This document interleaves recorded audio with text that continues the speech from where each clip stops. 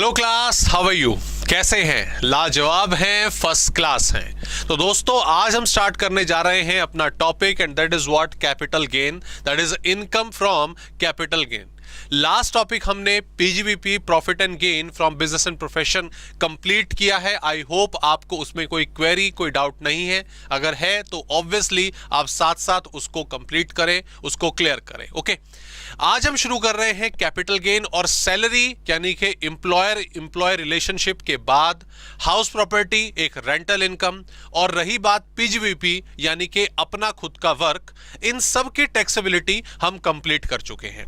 अब बात यह आती है almost every nature of income को अगर हमने अपनी डेली लाइफ में कवर कर लिया है तो कैपिटल गेन किस चीज के साथ डील करेगा, कैपिटल गेन किस चीज के साथ डील करेगा। इन शॉर्ट अगर हम वाइंड अप करें, ठीक है, बिल्कुल सीधी सीधी लैंग्वेज में कि कैपिटल गेन क्या है। सीधी सी बात है, जब एक पर्टिकुलर असेसी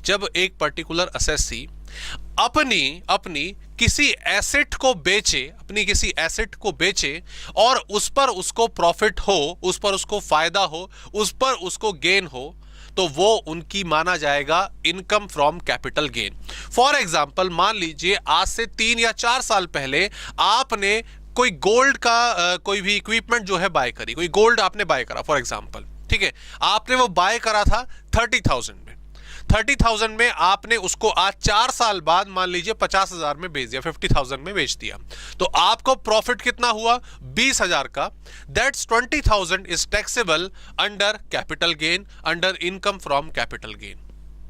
आज से 10 साल पहले आपने एक पीस ऑफ लैंड, कोई जमीन जो है वो बाय करी थी, वो आपको आज से 10 साल पहले मान लीजिए कॉस्ट करी थी for example like 20 lakh. Okay, आपने आज उसको बेच दिया 1 करोड़ रुपए में, काफी मैसिव प्रॉफिट आपको हुआ, बहुत बढ़िया इन्वेस्टमेंट आपकी। ओके, अब 20 लाख की बाय करे थी, 1 करोड़ की बेच दी, 80 लाख का जो आपको प्रॉफिट हुआ है, बेनिफिट हुआ है, that will be taxable under capital gain. Okay, हाँ, इसके कुछ कैलकुलेशंस वगैरह है वो अभी हम समझेंगे। अभी हम स्ट्रेट फॉरवर्ड जो है पहले कैपिटल गेन की मीनिंग उसके बारे में डिस्कशन कर रहे हैं। ओके, सो कैपिटल गेन का मतलब है जब असेसी अपनी एसेट्स को जो उसने पहले बाय करी हैं, ओके, उसको अगर बेचे और उस पे अगर उसको प्रॉफिट होता है या लॉस होता है तो उसकी टैक्सेबिलिटी, उसकी ट्रीटमेंट हम करेंगे अपने इनकम टैक्स के इनकम फ्रॉम कैपिटल गेन के हेड के अंदर।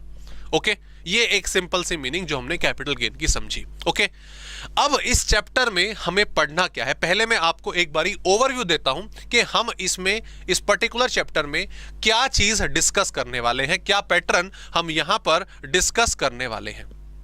ओके, नाउ देख लीजिए, यहां पे ध्यान देंगे। मान लीजिए आपके पास आपकी कोई पर्टिकुलर एसेट है। ओके, आपकी कोई पर्टिकुलर एसेट है, पहले कभी आपने इसको बाय किया था। ओके, आज आपने इसको बेच दिया, आपने इसको बेचा तो डेफिनेटली आपको इस पर या तो प्रॉफिट हुआ होगा या लॉस हुआ होगा, यही हुआ होगा। तो जब आपने इसको बेच दिया तो आपको इस पर प्रॉफिट हुआ है या लॉस हुआ है, आप उसकी कंप्यूटेशन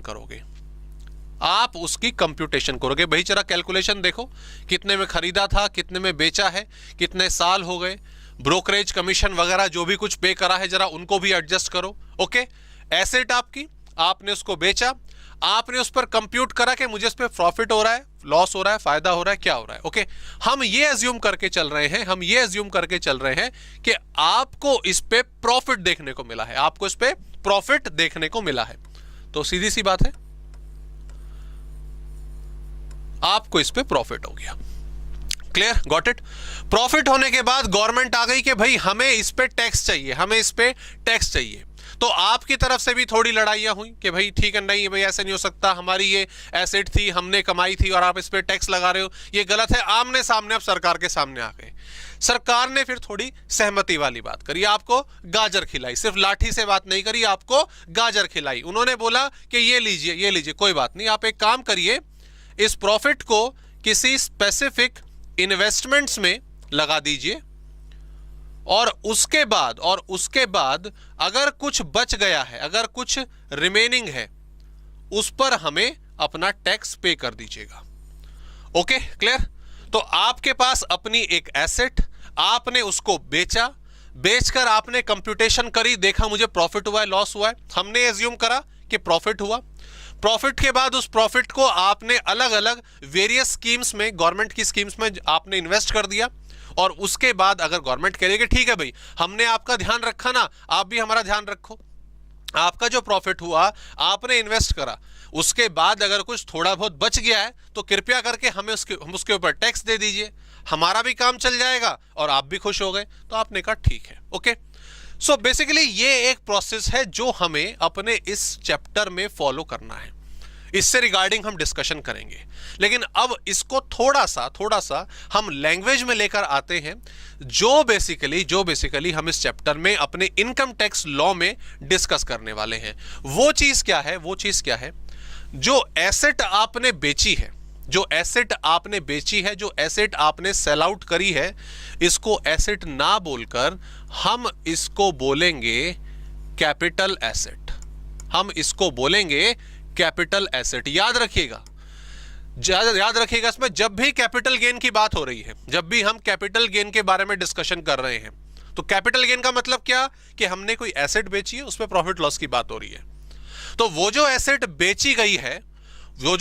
बेची गई है वो नॉर्मल एसेट नहीं है, उसको हम स्पेसिफाइड करेंगे कि ये एसेट कैपिटल एसेट है। ओके, तो कैपिटल एसेट के बेचने पर कैपिटल गेन होता है, ये बात याद रखेंगे, आगे भी इसके ऊपर चर्चा होगी। ओके, उस कैपिटल को आपने बेचा, आपने उस कैपिटल एसेट को बेचा। ओके, बेचा मत बोलो, सेल मत बोलो। ओके, थोड़ा और इसको वास्ट टर्म में ले जाएंगे, हम बोलेंगे कि हमने इसको ट्रांसफर किया। हमने इसको क्या किया?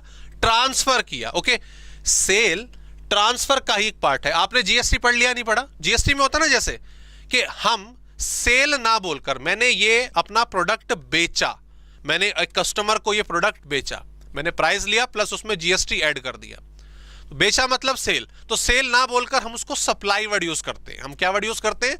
सप्लाई वर्ड यूज करते हैं। सेल सप्लाई का पार्ट होता है। सेम ऐसे ही यहां पर हमने कैपिटल एसेट बेची से बेहतर वर्ड क्या है? कैपिटल एसेट ट्रांसफर करी।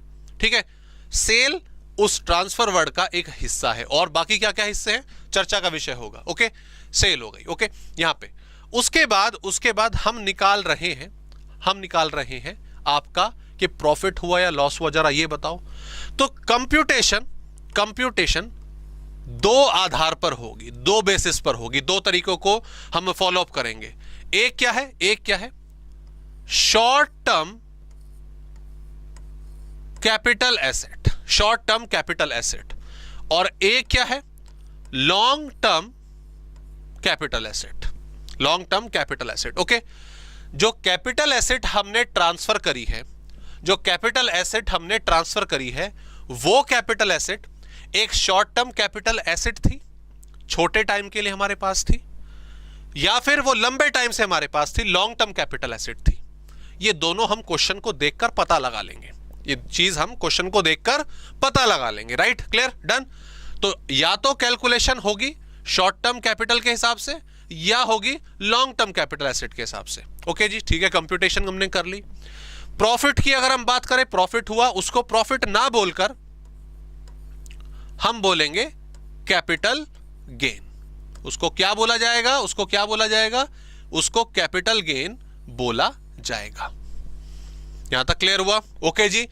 अब मतलब ऑब्वियसली लॉस भी हो सकता है, बट अभी हम सिर्फ प्रॉफिट की सिचुएशन मान रहे हैं। तो कैपिटल गेन हुआ, आप घर बैठे खुशियां मना रहे हो, आज शाम को करेंगे पार्टी, आपने कुछ ऑर्डर करा अपना जोमेटो से, अपना किसी और कुछ सामान खाने पीने का अपने आसपास से, दरवाजे पे नॉक हुई, आपने दरवाजा खोला ये सोच के भाई सीधी सी बात है कुछ हमारा जो ऑर्डर किया वो आ गया। जैसे ही दरवाजा खोला, वहां पे खड़ी थी सरकार, वहां पे खड़े थे फाइनेंस मिनिस्टर, वो कह रहे भैया कैपिटल गेन हुआ है, जरा हमें टैक्स दो। तो आपका मुंह इतना सा हो गया। क्लियर? ये कहाँ हम प्लानिंग कर रहे थे कि यहाँ पे अभी पार्टी शार्टी करेंगे, ये पकौड़े जैसा मुंह तो हमारा खुद ही हो गया। तो भाई क्यों आपने बोला कि भाई क्यों टैक्स दें? भाई कैपिटल गेन हुआ, एसेट आपने बेची यार, आप भी गवर्नमेंट को बोल रहे हो यार हमारी इन्वेस्टमेंट है यार, आप टैक्स लगा रहे हो, गलत बात है। ओके, तो गवर्नमेंट ने कहा ठीक है कोई बात नहीं, काम करो, हमने कई सारी वेरियस स्कीम्स बनाई हुई हैं, ये हम इस चैप्टर में सेक्शन 54 के अंदर पढ़ेंगे। सेक्शन 54 के अंदर हम पढ़ेंगे ये पैसा यहां इन्वेस्ट कर दो, ये पैसा अपना यहां इन्वेस्ट कर दो, आप टैक्स से बच जाओगे। ठीक है ना भाई, या तो हमें टैक्स दो या इन्वेस्ट करो। तो आपने सोचा ठीक है इन्वेस्ट कर लेते हैं, हमारे पास ही रहेगा, हमारे ही काम आएगा कुछ टाइम बाद। आपने इन्वेस्ट कर दिया, सारा इन्वेस्ट नहीं करा, कुछ बचा, तो सीधी सी बात है उसके ऊपर हमें टैक्स दे दीजिएगा। गवर्नमेंट ने बोला टैक्स दे देना। क्लियर दोस्तों? तो ये पैटर्न हम बेसिकली फॉलो करने वाले हैं कि एक कैपिटल एसेट का आपने ट्रांसफर करा, वो कैपिटल एसेट आपकी या तो शॉर्ट टर्म कैपिटल एसेट थी या लॉन्ग टर्म कैपिटल एसेट थी। शॉर्ट टर्म लॉन्ग टर्म के आधार पर आपने कंप्यूटेशन करी, ठीक है, उसको बेचा, बेचने के बाद उस पर आपको हुआ कैपिटल गेन, फायदा मान के चल रहे, लॉस नहीं। ठीक है, कैपिटल गेन पे टैक्स लगता है, टैक्स से बचाने के लिए आपने अलग अलग स्कीम्स होती हैं कई सारी, उसमें सेक्शन 54 में अभी पढ़ेंगे आगे हम, उसमें इन्वेस्ट किया और इन्वेस्ट करने के बाद सारा इन्वेस्ट हो गया तो बहुत अच्छी बात। अगर कुछ रह गया है, कुछ मामूली अमाउंट बच गया है, मान लीजिए कैपिटल गेन हुआ था 5 लाख रुपए का, आपने इन्वेस्ट कर दिया 3 लाख, तो 2 लाख अभी रह गया ना, तो ठीक है भाई, इस 2 लाख पर तो गवर्नमेंट को टैक्स देना बनता है। ओके, ये एक सिंपल सा प्रोसेस है जो हमें कैपिटल गेन में फॉलो करना है। तो आज की क्लास में, ठीक है, अभी हमने ओवरव्यू लिया चैप्टर का, आज के इस कंटेंट में हम सबसे पहले ये चीज समझेंगे कि बेसिकली कैपिटल एसेट क्या होता है। ठीक है, और इसको हम शॉर्ट टर्म कैपिटल एसेट या long term capital asset classify कैसे करते हैं। शॉर्ट टर्म कैपिटल एसेट जो थोड़े टाइम के लिए हमारे पास थी, लॉन्ग टर्म कैपिटल एसेट जो ज्यादा टाइम के लिए हमारे पास थी। अब ये थोड़ा ज्यादा थोड़ी ना लिखा रहता है एग्जाम में, और ये कोई लॉ की लैंग्वेज थोड़ी ना हुई, तो वो थोड़ा टाइम, वो ज्यादा टाइम क्या है वो हमें समझना पड़ेगा। ठीक है, क्लियर? चलिए वापस आते हैं अपने कंटेंट पर, और कंटेंट हमारा हमसे कहता है बेसिक ऑफ चार्जेस हमारा क्या है।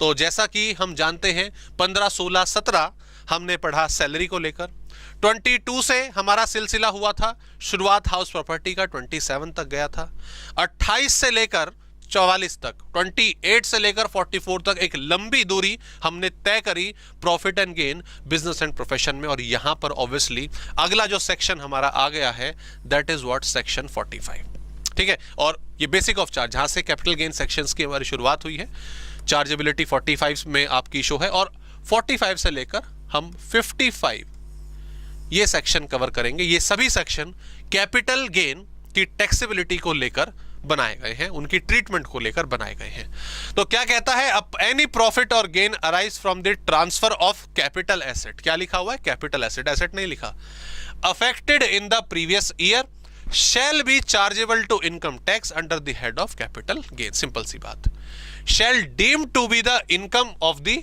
Previous year in which transfer, again क्या वर्ड आया, ट्रांसफर, ये उसी साल की इनकम मानी जाएगी जिस साल एसेट को ट्रांसफर करा गया है, unless such capital gain is exempted under section 54 की एक लंबी फेहरिस्त। अगर ये सारे सेक्शंस आप कवर कर देते हो, ये इन्वेस्टमेंट बताया ना अभी, ये सारे वो इन्वेस्टमेंट के ऑप्शंस हैं, पे अपना टैक्स बचाने के ऑप्शंस हैं, तो बचा सकते हो तो बचा लेना, अगर उसके बाद भी कुछ अमाउंट रह जाता है तो वो टैक्सेबल होगा। ओके, तो सिंपल सी कंक्लूजन क्या कहता है कि यहां पर एक कैपिटल एसेट हमें नजर आ रही है, ठीक है, वो डेफिनेटली आपका ट्रांसफर हुई हो, जिसके अंदर सेल वर्ड आता है, प्रॉफिट या गेन डेफिनेटली कुछ ना कुछ हुआ हो तभी वो टैक्सेबल होगा, और capital gain should not be exempted, ये वाली scheme should not be exempted इसलिए लिखा हुआ है, अगर अवेलेबल होगा तो बेनिफिट ले लोगे, ठीक है, बेनिफिट नहीं ले पाए तो इसका मतलब क्या है कि आपको टैक्स पे करना पड़ेगा। If all the above condition satisfied, capital gain arise होगा, उस ईयर के हिसाब से आपको टैक्स पे आउट करना पड़ेगा। तो आई होप ये कंटेंट आपको यहां पर समझ आया। ओके, अब सफर, जैसा कि मैंने आपको बताया कि सबसे पहले हमें यही समझना है कि ये मुद्दा क्या है। ये जो शब्द हमें दे दिया गया है, एसेट नॉर्मली पढ़ा था हमने, अकाउंटेंसी में पढ़ते आ रहे हैं बचपन से, बचपन मतलब 11th क्लास, ठीक है, asset is equal to capital plus liability, और एसेट के नीचे हमारी लिस्ट कभी खत्म ही नहीं होती, वो पता नहीं इतनी लंबी है, अभी तक याद नहीं हुई, उसमें कैश, बैंक, डेटर वेटर, पता नहीं क्या क्या आ गया। ओके, अब एसेट वर्ड ठीक है, अभी तक समझ रहे थे, लेकिन अब ये नया वर्ड हमारे सामने आ गया, कैपिटल एसेट वर्ड आ गया। अब इसको समझना है कि कैपिटल एसेट क्या है। तो सबसे पहली हेडिंग, सबसे पहली इंपॉर्टेंट हेडिंग हमारे सामने यही है, जो सेक्शन 214 सब सेक्शन 14 के अंदर लिखी हुई है। ओके, रही बात सेक्शन की, अभी सारे के सारे सेक्शन तो हम पढ़ेंगे इस चैप्टर के अंदर, लेकिन मैं आपको 3 मेन सेक्शन पहले ही एडवांस में बता दूं, जो कैपिटल गेन के क्वेश्चन में आप सबसे ज्यादा यूज करिएगा, उनको अपनी एक्सप्लेनेशन में, आंसर में हिस्सा बनाइएगा। 3 सिंपल से सेक्शन, 3 बिल्कुल सिंपल से सेक्शन। कौन कौन से? सबसे पहले तो एक ये याद रखना, 214, 247 और ओनली 47। ओके, अब ये सेक्शन 2 है, सेक्शन 2 है, इसके सब सेक्शन है, ठीक है, सबसेक्शन 14, सबसेक्शन 47। तो सेक्शन 2 मतलब ये डेफिनेशन का कॉलम होगा। हर लॉ में स्टार्टिंग में पूरे हम लॉ के अंदर जो मेन हेडिंग्स हैं, उनकी क्या मीनिंग है, उसके डेफिनेशन लिखी होती है, ठीक है, हर लॉ में, और वो सारी डेफिनेशन सेक्शन 2 के अंदर लिखी रहती है, ये हम जानते हैं। तो ऑब्वियसली ये दोनों आपके सेक्शन से जुड़े हुए हैं, डेफिनेशन वाले। सेक्शन 2 सबसेक्शन 14 ये हमें मीनिंग बताएगा दोस्तों कैपिटल एसेट की, जो हम अभी शुरू करने वाले हैं। ओके, और सेक्शन 2 सबसेक्शन 47 ये सेक्शन जुड़ा होगा इस वर्ड से, ट्रांसफर से। ये ऊपर बताया था ना मैंने, कहां गया, ऊपर चला गया, कि सेल ना बोलकर हम क्या वर्ड बोलेंगे, ट्रांसफर वर्ड बोलेंगे। तो उस ट्रांसफर वर्ड में क्या क्या आता है, कौन कौन कवर होता है, सेल के अलावा उसके भाई बहन छोटे बड़े कौन कौन हैं, वो सब हम इस हेडिंग के अंदर समझेंगे। ओके, और रही बात 47 की, अब खाली 47 सर, खाली 47 आपने भी बोला कैपिटल गेन 45 से लेकर 55 तक है, तो ये जरूर कैपिटल गेन का एक लॉ होगा, बिल्कुल यस। सेक्शन 47 के अंदर, सेक्शन 47 के अंदर वो तमाम चीजें लिखी हुई हैं जो ट्रांसफर के अंदर कवर नहीं होती, ठीक है। ये चीजें जो इसमें लिखी है वो ट्रांसफर में है, जो 47 में लिखी होंगी वो ट्रांसफर नहीं कहलाएंगी। इन 3 सेक्शंस का आप बेटोक इस्तेमाल करेंगे अपनी एक्सप्लेनेशन में, और बहुत जरूरी है। इनकी एक्सप्लेनेशन हर आंसर में आएगी ही आएगी, डेफिनेटली आएगी। ओके, तो वापस आते हैं। तो जैसा कि हमें बताया गया है कि डेफिनेशन ऑफ कैपिटल एसेट के अंदर general meaning, stock in trade, personal वर्सनल, ये सब बहुत सारी चीजें लिखी हुई हैं। ओके, मैं पहले एक बार शॉर्ट में आपकी यात्रा करवाता हूं कैपिटल एसेट की, और उसके बाद फिर जो लॉ की लैंग्वेज हमारी है उसके ऊपर हम आएंगे, ठीक है जी। इधर आ जाते हैं, यहां समझते हैं। ओके, चर्चा हो रही है आपके कैपिटल एसेट की, चर्चा हो रही है आपके कैपिटल एसेट की। कैपिटल एसेट जैसा कि अभी हमने बात करी कि ये हमारा सेक्शन 2 सबसेक्शन 14 के तहत जो भी कुछ कहेगा हम मानेंगे, जो भी हमारा लॉ कहेगा वो हम नतमस्तक होंगे। ओके, कैपिटल एसेट को उनके नेचर्स के बिहाफ पर हम 4 पार्ट में डिवाइड करेंगे। ओके जी, पहला है वो एसेट, कैपिटल एसेट नहीं बोल रहा हूं, वो एसेट जो किसी बिजनेस एंड प्रोफेशन में इस्तेमाल हो रही है, ठीक है। कोई आदमी अपना बिजनेस, अपना प्रोफेशन चला रहा है, उसमें वो एसेट को यूज कर रहा है, गाड़ी, मशीन्स, अपने फर्नीचर वगैरह सब, ठीक है। एसेट बोला मैंने, अभी कैपिटल एसेट नहीं बोला। ओके, या फिर कैपिटल एसेट एक जमीन हो सकती है, ठीक है। स्पेशली मैं इसमें मेंशन कर देता हूं एग्रीकल्चर लैंड, हम यहां पे डिस्कस करेंगे एग्रीकल्चर लैंड के बाद। नॉन एग्रीकल्चर लैंड मैंने अभी नहीं बोला है, एग्रीकल्चर लैंड बोला है। ओके, उसके बाद आगे फर्दर वो एसेट्स जो अपने पर्सनल यूज के लिए होंगी, ठीक है। और उसके बाद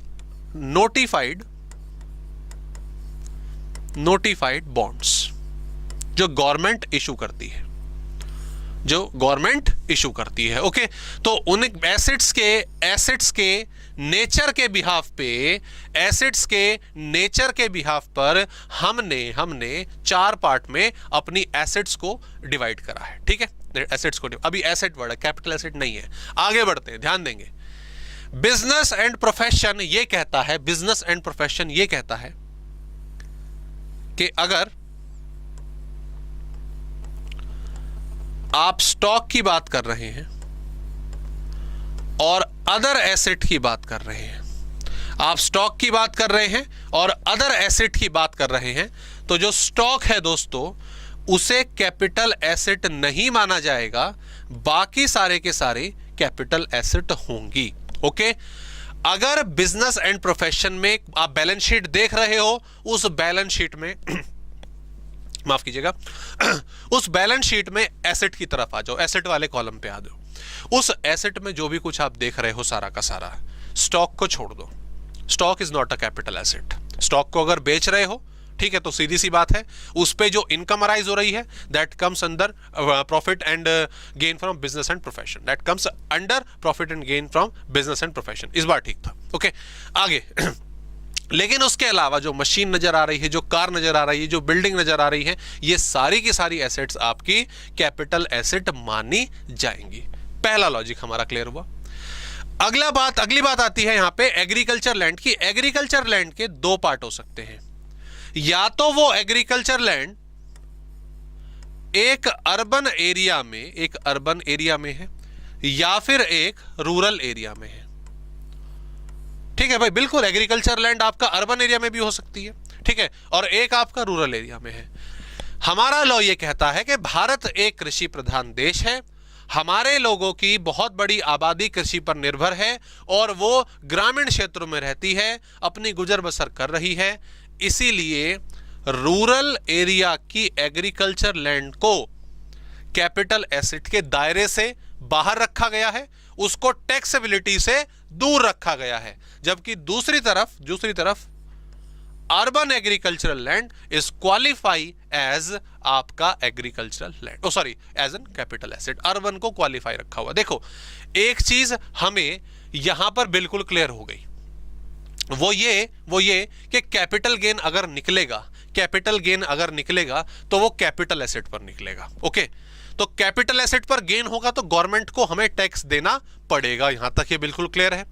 तो हमें बचना है, हमें कैपिटल एसेट से बचना है। ठीक है, अब यहां पर गवर्नमेंट ने अपनी थोड़ी, मतलब क्या कह लीजिए, एक सहूलियत दिखाई रूरल एरियाज में, और किसानों के ऊपर ये बर्डन नहीं डाला। एग्रीकल्चर लैंड रूरल एरिया की, उसको कैपिटल एसेट के दायरे से बाहर रखा। आपने बेची, आपको फायदा हुआ, ये आपका है, आपको उस पर कोई टैक्स नहीं लगेगा। अब आप ये कह सकते हो कि सर ऐसे नहीं है, गलत बात है, हमें जो शहर के किसान हैं उनका भी ध्यान रखना चाहिए। अब बात तो आपकी ठीक है। अब सीधी सी बात है, आपने चलो गवर्नमेंट से कह के पास करवा लिया कि अर्बन एग्रीकल्चर लैंड भी कैपिटल एसेट नहीं होगी, उस पर भी टैक्स नहीं लगेगा। ठीक है, मेरे पास एक प्लॉट था, जमीन थी शहर में, ठीक है, वो बहुत साल पहले खरीदी गई थी बहुत ही कम दाम पे। अब डेवलपमेंट हुआ है, अर्बनाइजेशन हुआ है, उसका दाम बहुत ज्यादा बढ़ गया है। ओके, बहुत ज्यादा बढ़ गया है। मैं उसको बेचूंगा तो डेफिनेटली मुझे कैपिटल गेन होगा, और अगर कैपिटल गेन होगा तो मुझे गवर्नमेंट को टैक्स देना पड़ेगा। टैक्स इसलिए देना पड़ेगा क्योंकि वो प्लॉट है, वो एग्रीकल्चर लैंड नहीं है। गॉट इट, समझ आ गया। अब मैंने टैक्स से बचने के लिए क्या करा, मैंने वहां पे बाउंड्री करवाकर एक नर्सरी खोल दी, वहां थोड़े से पेड़ पौधे लगा दिए, पौधे ही लगाए, पेड़ तो नहीं लगाए, पौधे लगाए, सैपलिंग्स लगा दी, फूल वूल हो गए कि ये नर्सरी है, यहाँ पे खेती होती है। 2-3 साल मैंने वहां पे काम करा और उसके बाद जमीन को बेच दिया। पैसे मेरे पास आए, घर में बैठा हुआ था, पिज्जा ऑर्डर करा हुआ था, आने वाला था, ठक ठक, और जैसी दरवाजा खोला, गैस करो कौन खड़ा हुआ मिला, गैस करो कौन खड़ा हुआ, बिल्कुल पिज्जा वाला तो भी आया नहीं। ठीक है, टाइम उसको 30 मिनट बोले उसने, हो सकता है थोड़ा ज्यादा लग जाए, ठीक है, लेकिन इतने अपने फाइनेंस मिनिस्टर साहब आ गए, भाई साहब टैक्स चाहिए। क्यों चाहिए? क्योंकि आपने जमीन बेची है। ठीक है, मैंने बोला लेकिन अर्बन एग्रीकल्चर लैंड है, अर्बन है, अर्बन भले हो, मैं खेती बाड़ी कर रहा था। तो गवर्नमेंट समझ गई ये दिक्कत है, फिर तो ऐसे हर कोई करने लगेगा जिसको भी जरूरत होगी अपने प्लॉट को बेचने की शहर में, वो पहले वहां पे थोड़े पौधे वौधे उगाएगा, कहेगा एग्रीकल्चर कर रहा हूं, और फिर बेच देगा। और गवर्नमेंट का बहुत सारा टैक्स रेवेन्यू, क्योंकि मेनली डीलिंग प्लॉट्स की जमीन की कहां होती है, अर्बन एरिया में ही होती है, तो गवर्नमेंट का तो टैक्स मारा जाएगा। इसीलिए इस रीजन की वजह से अर्बन एग्रीकल्चरल लैंड को कैपिटल एसेट ही रखा गया।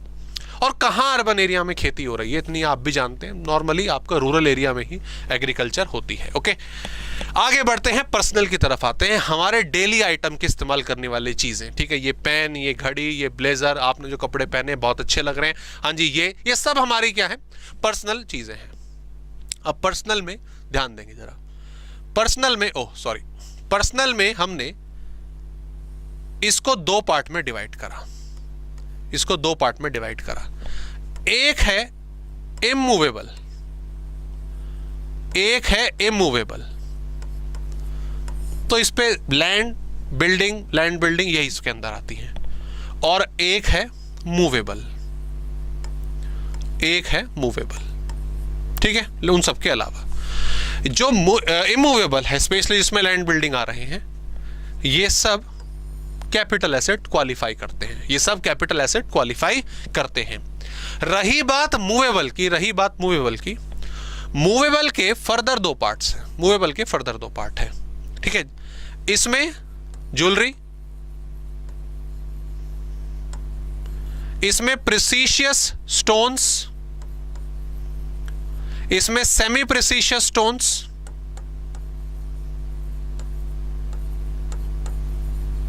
ठीक है, ये सब आ गए, ओके, क्लियर। ये सभी आप गैस करेंगे कैपिटल एसेट है, और बाकी सारे कैपिटल एसेट क्वालिफाई नहीं होंगे। ऑब्वियस सी बात है, अगर मैं ज्वेलरी, आपका प्रिसीशियस स्टोन, सेमी प्रिसीशियस स्टोन के अलावा इन सब को भी अगर मैं कैपिटल एसेट बोल दूं, गवर्नमेंट का ये भी कैपिटल एसेट है, तो ये घड़ी, भाई मैं गरीब आदमी, मैंने 500 रुपए में खरीदी, ठीक है, इसको 300 में बेचूंगा, लॉस हो गया। फर्नीचर मैंने 10,000 का खरीदा था, कई साल यूज करने के बाद 8,000 नहीं, 8,000 तो बहुत ज्यादा हो जाएगा, 4-5 हजार में बेचा, मुझे लॉस हो गया। घर में एक अखबार खरीदे थे मैंने, वो रद्दी में बेच दिए, लॉस में बिकेंगे, जिस वैल्यू पर खरीदा था उसमें तो अखबार नहीं बिकेगा।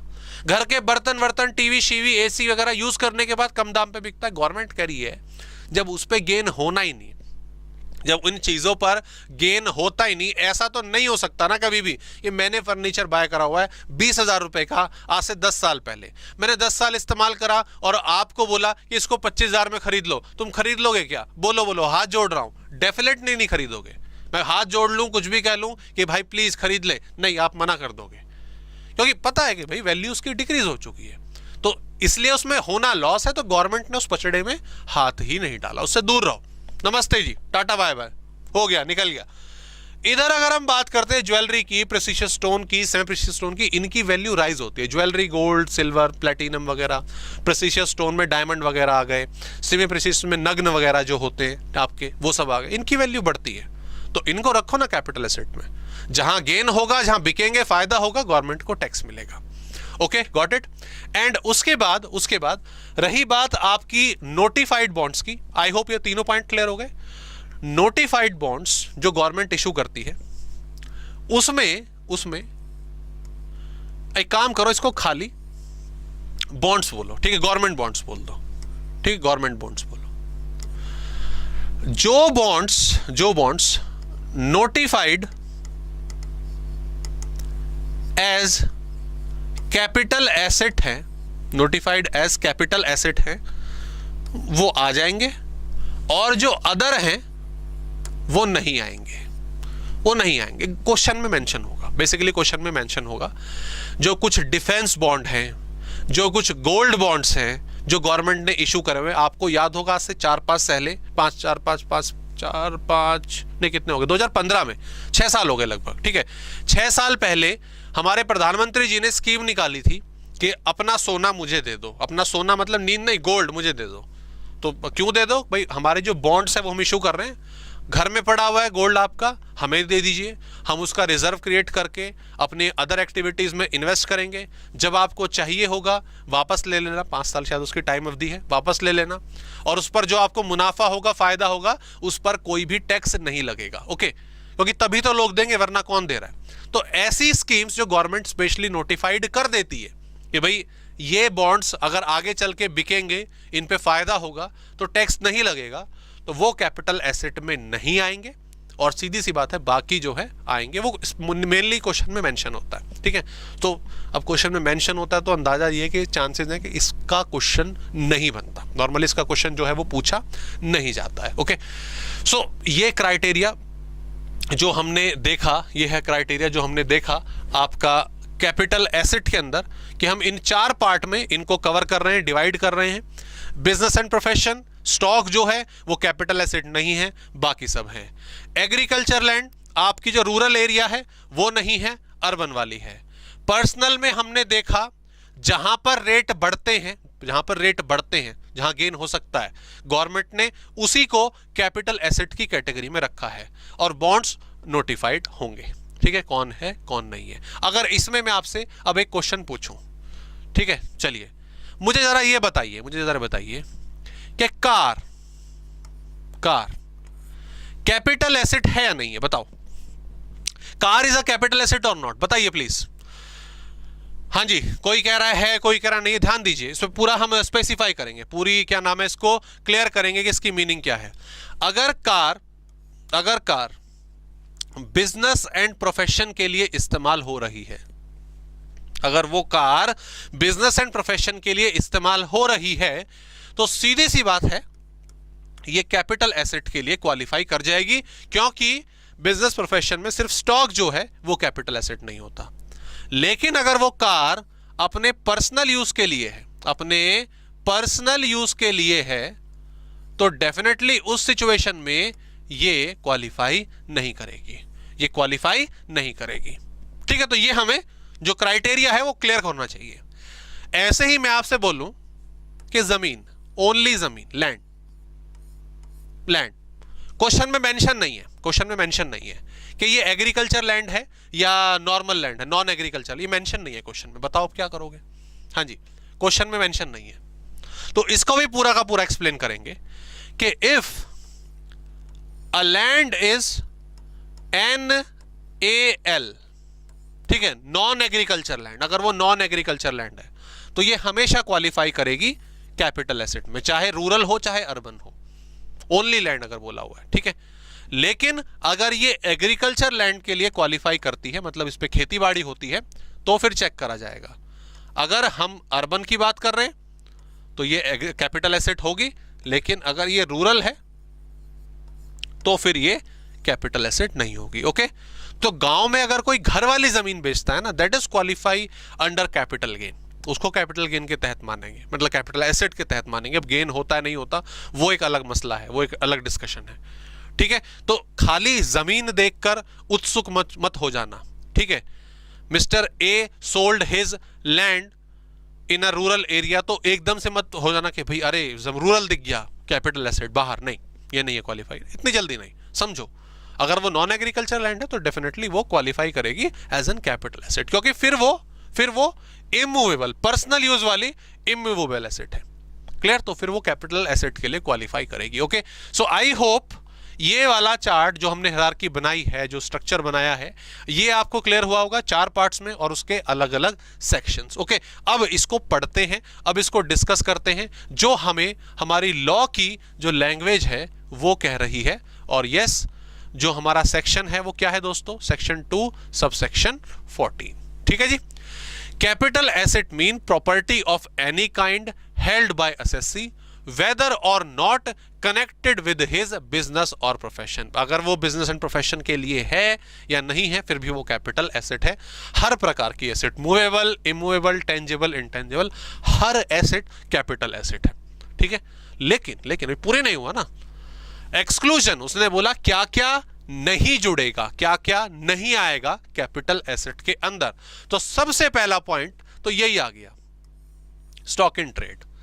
Any stock in trade, consumable store, raw material आपके जो एसएससी अपने बिजनेस एंड प्रोफेशन के लिए इस्तेमाल कर रहा है उसको कैपिटल एसेट नहीं माना जाएगा। हमने भी यही बनाया था अभी चार्ट, वही पॉइंट था हमारा। ओके, उसके बाद पर्सनल इफेक्ट, जो आपका पर्सनल यूज वाले आ गए, एग्रीकल्चर लैंड शायद हम हाँ अगला पॉइंट है, ठीक है। अभी हम बात कर रहे हैं सिर्फ किसकी, प्रोफेशन पर्सनल यूज वाली। Personal effect refers to movable properties held for the personal use of assessee or any member of his family dependent on him.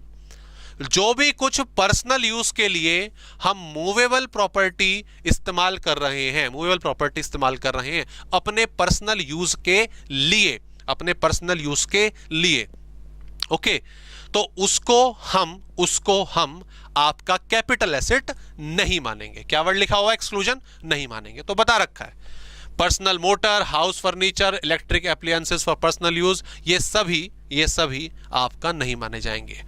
However, the following assets shall not be treated as personal effect। ठीक है, इन चीजों को personal asset नहीं माना जाएगा, personal effect वाली चीजें नहीं माना जाएगा।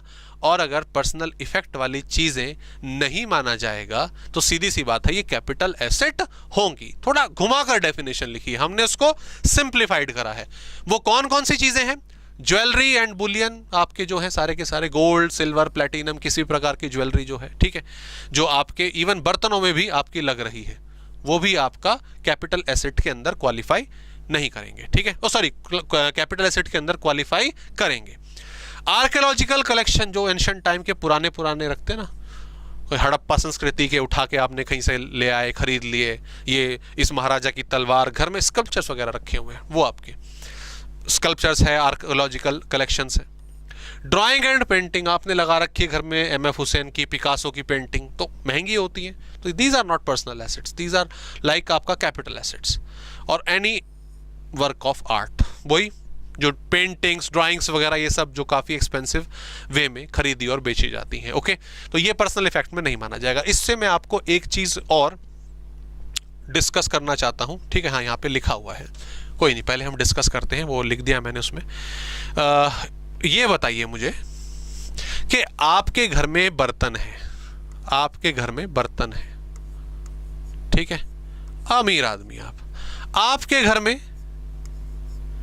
पीतल के बर्तन हैं, आपके घर में चांदी के बर्तन हैं, आपके घर में सोने के बर्तन हैं, बड़े आदमी आप, अमीर आदमी आप, ठीक है।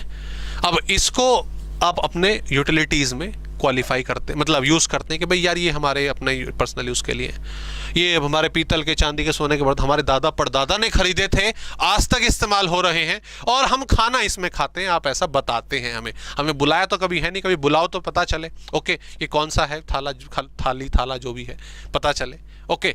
बट द थिंग इज कि आपने बोला ये सब है और मैं अब इनको बेच रहा हूं,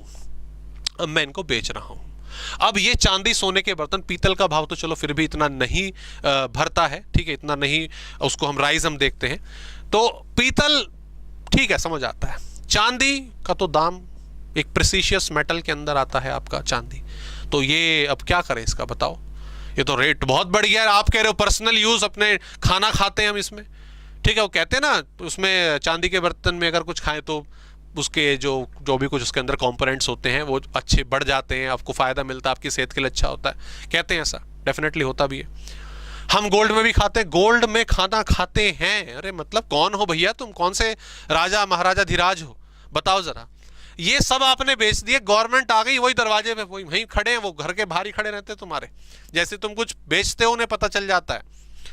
उस दरवाजे का नाम पता है कि आपका आधार कार्ड, अब देखा जाए तो आधार कार्ड, पैन नंबर, ये सब, इन सब चीज़ों से, इन सब गुप्तचरों से गवर्नमेंट को पता चलता है आपने क्या खरीदा, क्या बेचा, ओके। तो ये सब बेच दिए, फाइनेंस मिनिस्टर आपके घर, तो आपने बोला जी ठीक है, हम मानते हैं आपकी बात कि ये अच्छे दाम पे हमने बेची जिससे हमने खरीदा था, पर ये तो हमारी पर्सनल एसेट्स थी, ये सब हमारी पर्सनल एसेट्स थी, इसको आप नहीं कह सकते कैपिटल एसेट है, इस पर हम चार्जेबल नहीं है। तो पता है रूल क्या है, पीतल चांदी वगैरह ठीक है, ये कैपिटल एसेट नहीं है, बट गोल्ड के utensils are considered as capital asset. ठीक है, रीजन बीइंग साफ है, इसका बिल्कुल साफ है। सोने के बर्तनों में कोई खाना नहीं खाता, ये फालतू की बात है। गोल्ड में जो कंपोनेंट्स हैं वो नहीं होते ऐसे जिसको हम बोलते हैं कि भाई ये आपका खाना खाने के लिए अच्छा होता है, नहीं होता। ठीक है, साइंटिफिकली प्रूवन है। ओके, चांदी पीतल आपका जो कॉपर वगैरह है वो होता है, उसको कंसिडर होता है। तो गवर्नमेंट ने ये अपना नोटिफिकेशन निकाला हुआ है साफ साफ कि यहां पर पीतल चांदी, पीतल तो चलो साइड ही करते हैं, चांदी की बात करते हैं कि चांदी वैसे तो कैपिटल एसेट है। आपके पास कोई ज्वेलरी है, ठीक है, jewellery of capital asset, jewellery of silver is a capital asset, लेकिन अगर उसके यूटेंसिल वगैरह हैं, आप रेगुलर यूज में उसको इस्तेमाल करते हो तो आप बच गए, तो वो कैपिटल एसेट नहीं है। बट द गोल्ड, चाहे ज्वेलरी हो चाहे आपका यूटेंसिल वगैरह हो, वो सब आपके कैपिटल एसेट के अंदर ही आएंगे, दे विल बी टैक्सेबल। तो वही चीज यहां पर, आजा भाई कहां गया, हाँ वही चीज यहां पर बताई गई है। सिल्वर यूटेंसिल, थाली कटोरी टम्बलर्स होते होंगे कुछ, ठीक है, etcetera held for personal use were held to be personal effect, उनको पर्सनल इफेक्ट वाला माना जाएगा, उस पर कोई भी कैपिटल गेन नहीं रहेगा। यहां पर sale of silver coin, gold coin, silver bar, gold utensils, ठीक है, ये आ गया यहां पे, etcetera used for the purpose for even puja वगैरह and other festival was held to be liable to capital gain and did not qualify as personal effect। ये judgement थी ना, ये राणा हिम्मत सिंह हमारे महाराज रहे कहीं के, अब मेरे को इतना पढ़ा नहीं कहाँ के, ओके, और उनके केस हुआ, उन्होंने बोला कि मेरे बर्तन, मेरे गोल्ड वोल्ड अपना इस्तेमाल करता था, मैं राजा हूं, गवर्नमेंट ने उस चीज को मना कर दिया। ओके जी, चलिए जी आगे बढ़ते हैं। जमीन पर आते हैं जरा, एग्रीकल्चर लैंड की हम बात करते हैं। एग्रीकल्चर लैंड आउटसाइड इंडिया, तो ये तो खैर हमेशा ही कैपिटल एसेट रहेगी, चाहे वो रूरल हो या अर्बन हो। जैसे वो पढ़ा था ना हमने स्कोप ऑफ इनकम में, agriculture income is tax free, agriculture income is tax free, terms and condition apply, वो डिटेल में एग्रीकल्चर इनकम वाले चैप्टर में डिस्कस करा जाएगा। बट द थिंग इज वो एग्रीकल्चर इनकम एग्जेम्प्ट है इंडिया वाली, इंडिया से बाहर अगर कोई एग्रीकल्चर इनकम है दैट इज कंप्लीटली टैक्सेबल। ठीक है, तो वही चीज यहां पे हमने छूट तो दी रूरल एग्रीकल्चर लैंड की, बट वो भारत के किसानों को, बाहर नहीं। बाहर तुम खरीदे हो जमीनें खेती करने के लिए, ठीक है, तो तुम बड़ी आदमी टैक्स दे सकते हो। Agriculture land in India capital asset only if situated in urban area, rural area में है तो उस पर टैक्स नहीं लगेगा। ठीक है जी, clear. But the matter of discussion is आप ये कैसे निर्धारित करेंगे, आप ये कैसे निर्धारित करेंगे कि आपकी एग्रीकल्चर लैंड अर्बन एरिया में आ रही है या आपका रूरल एरिया में आ रही है। ये लड़ाई हो सकती है ना, मैटर ऑफ डिस्कशन हो सकता है ना, तो कैसे करा जाए, ये तो बड़ा गंभीर डिस्कशन वाला मैटर है। तो गवर्नमेंट ने कहा, हमने उसको भी प्रॉपरली आपके लॉ में समझाया है। मीनिंग ऑफ अर्बन एरिया क्या है, आइए देखते हैं। The following 2 points defines the scope of urban area.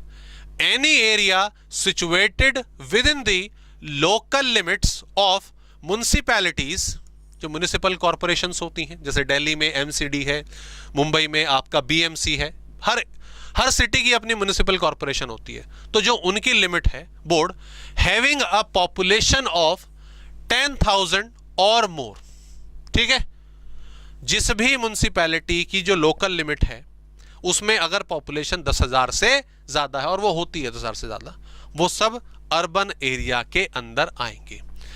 Any additional area, ठीक है भाई, देखो ये म्युनिसिपैलिटी हमारी एम, ये इसका एरिया, ये इसका एरिया, क्लियर।